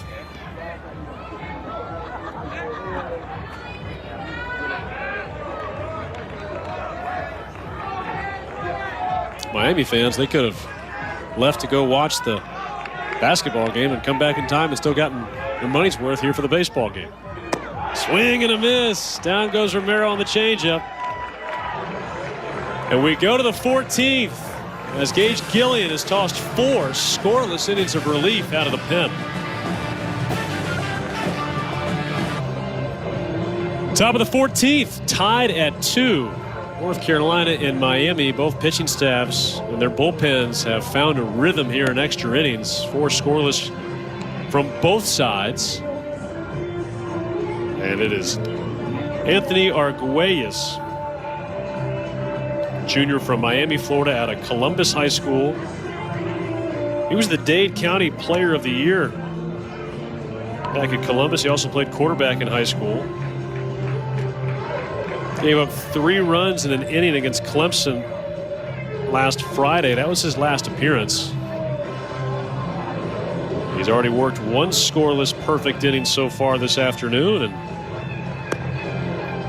he will begin by facing Horvath, Stokely, and Osuna. 6, 7, and 8 due up for the Heels. These two teams fighting tooth and nail for this ACC win. Miami won the first 2 games 8-5 on Friday, 7-3 yesterday.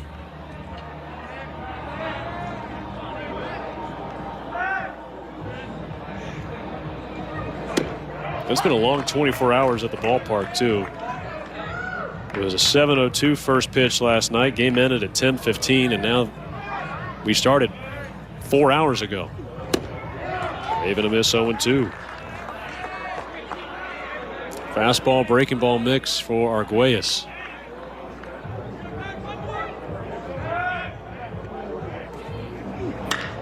And a breaking ball chopped deep in the hole. The shortstop's throw. Patelli is in time. What a throw from Dominic Patelli. It's not an easy play. See Morales going right in front of Patelli. Patelli quick release. What you want to see out of your shortstop. Nice effort down the baseline, but Patelli's been solid. He has 5 errors coming into this series, but been highly impressed. Now Hunter Stokely. And a called strike. That 2-run single's it. That's the offense from a run scoring perspective for North Carolina so far this afternoon. Chase is a high fastball.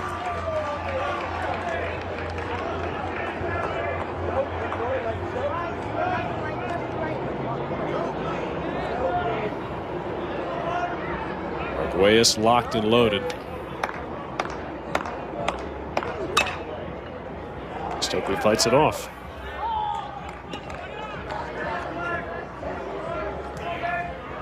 Carolina hadn't had a base runner since the 10th inning walk to Danny Serretti. It is 11 in a row retired for the Miami pen.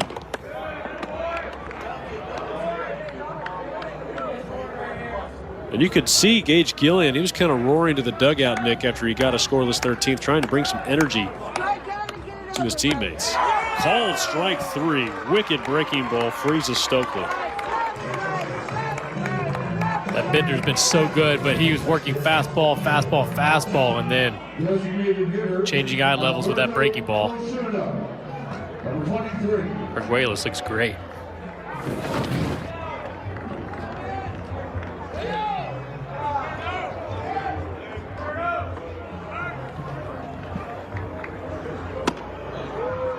Pitch is up and in. Ozuna saying it hit him. Saying it hit my jersey for sure. And I think they might review it. That angle's going to be tough to overturn it, I think, right? Let's see what we got. It's going to be tough. Yeah. It might have hit him, but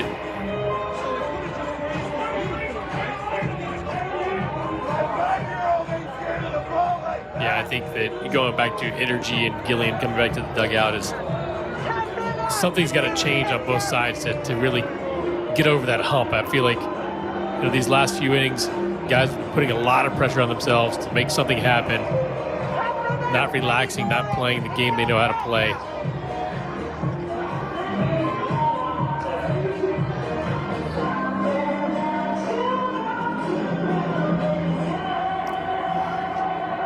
Longest game, by the way, in North Carolina school history. ACC tournament, 18 innings against NC State. So they got a ways to go to get there. These two teams met in a 16-inning battle in 2014. That was also here at Miami. 14 innings is a long game. Yeah. 16 is crazy. Umpires taking a look to see if Ozuna was hit by the pitch, saying it hit his jersey flap. Let's take one more look at it.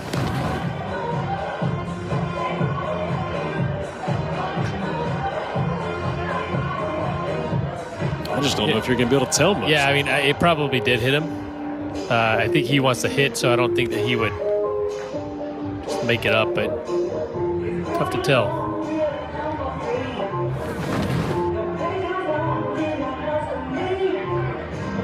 I said,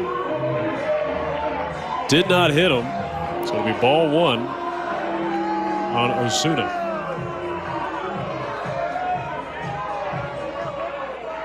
Again, I just don't see, like you said, Nick, it may have hit him, but that's not going to be something easy to turn over on or overturn on replay.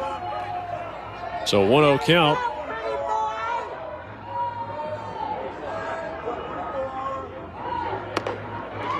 Breaking ball high, 2-0. Longest game at Mark Light Field since March of 2018 when Miami faced Maine in 16 innings. Big swing and a miss, 2-1. Getting late on the fastball.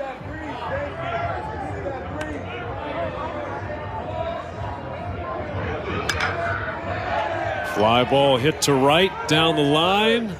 Gonzalez over, foul ground. He can't make the catch. 2-2. He was there. Ozuna's still alive. We saw a play on Friday night. Down the left field line, kind of the same thing. You got to get over to the ball, find out where you are. Misjudge his placement on the field.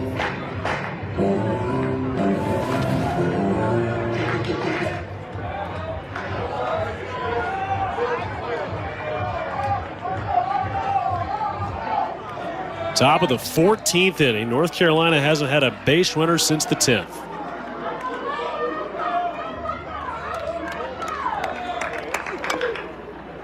Two pulled on the ground.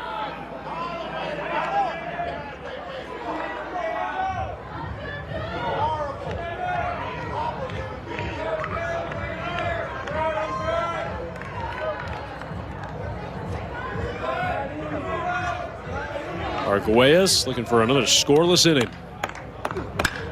Fly ball off the end of the bat to right field. This time Gonzalez runs it down and completes the play.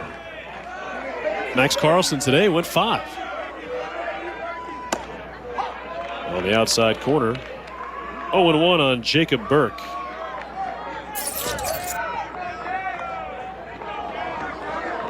Grounded into a big double play there in the 11th after Miami had the leadoff man on.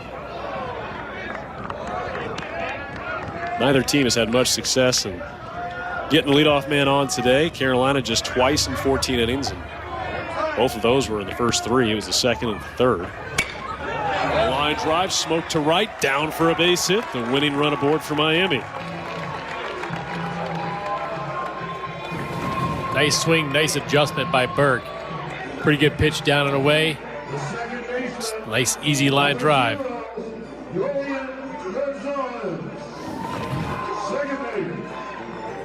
And we are still looking for our first extra base hit today. Of course, Miami would probably settle just for a couple more singles, and that's all you need. Yeah, if you can get that. They've had trouble stringing hits together. They have. They've had the same amount of hits in extra innings than they did in the first 9. True. 3 hits in extras, only 3 in the 9th, or in the first 9 innings. And Miami hadn't laid down a lot of sacrifice bunts this year, Nick, but maybe a sign of the situation. They've put down only 2 sack bunts all year. But they're desperate for an at-bat with a runner in scoring position. They haven't had that since Gutierrez came through in the 9th to tie the game. Burke's got pretty good speed. 2 for 3 in stolen bases this year.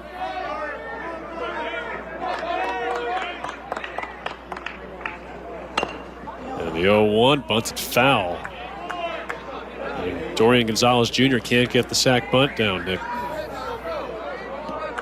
And I think with those 2 attempts, I'm not sure you can keep it on in an 0-2 count, can you? No, I think you end up having to take that off. When you don't bunt a lot, it's hard, especially in these tight situations. And he bounces this one off the plate. It's going to work just like a sack bunt. So Gonzalez Jr. thrown out at first, but Burke, this inning shaping up similar to the 9th when Miami last scored. Burke reached to begin the inning, got into scoring position, and that's when Gabby Gutierrez singled him home. Here's Dominic Batelli. Chance to be the walk-off hero for Miami.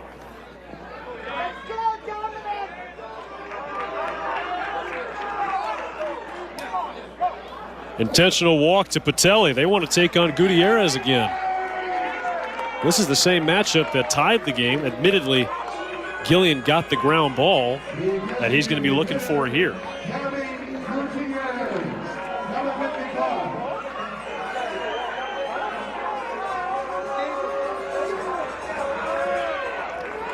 Can you imagine coming off the bench as a pinch hitter in the 9th inning, tying the game, and then winning the game? I can. Have you done that? I haven't done that, but I've had bad games where at the end of the day you end up with a Pretty good day. tie-breaking sac fly or whatever to walk-off win. All right, North Carolina's going to make the change. New arm in for the Heels. Miami's got the winning run in scoring position. For the 3rd time in 3 days, North Carolina's Nick Pry is on in relief for the Heels. Look at his season numbers. Pitched just 4 times in the first 21 games. Now he's pitched in 3 straight, Nick. And he threw 20 pitches last night, 15 on Friday. I'll be curious to see how the arm looks. That last warm-up pitch at 87. He was curveball heavy on Friday. We'll see what he does today.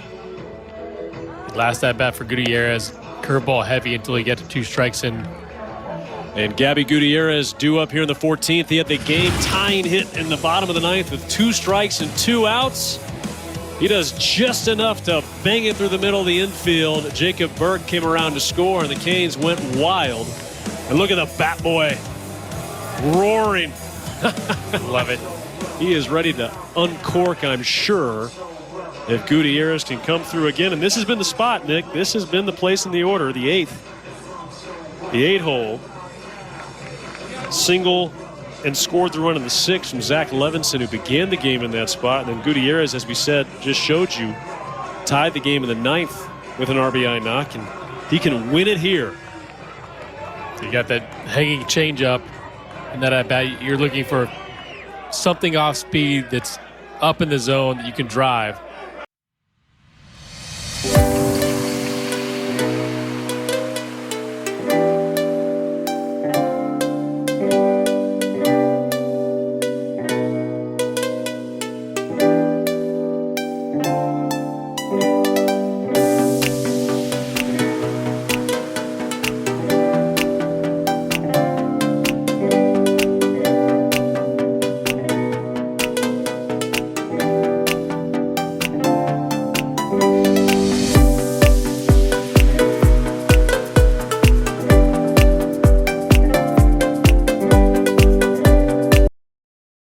Nick Pry, you're still trying to throw a good curveball, but you are trying a little bit too hard. Now it's not a strike. You're behind 2-0. Do you go back to the fastball, something that he doesn't really love to do? Spin back, throw to first. Burke lunges back in.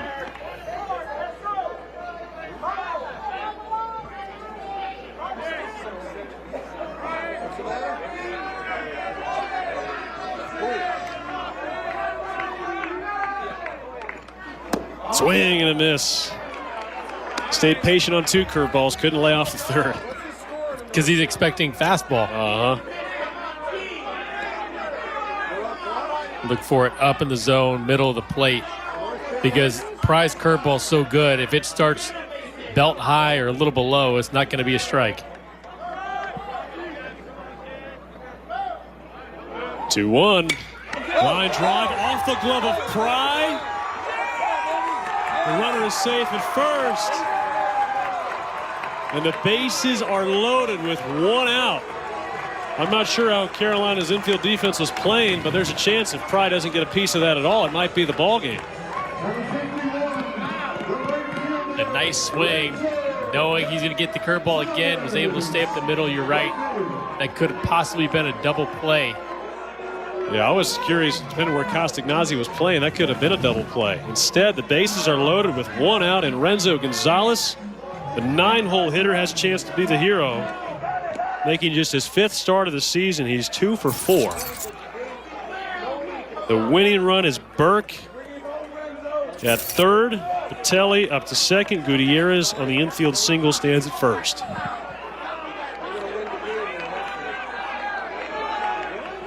Three men on the right side as the infield is in. A ground ball into center field, a base hit, and Miami wins it. Renzo Gonzalez, the hero for the Canes.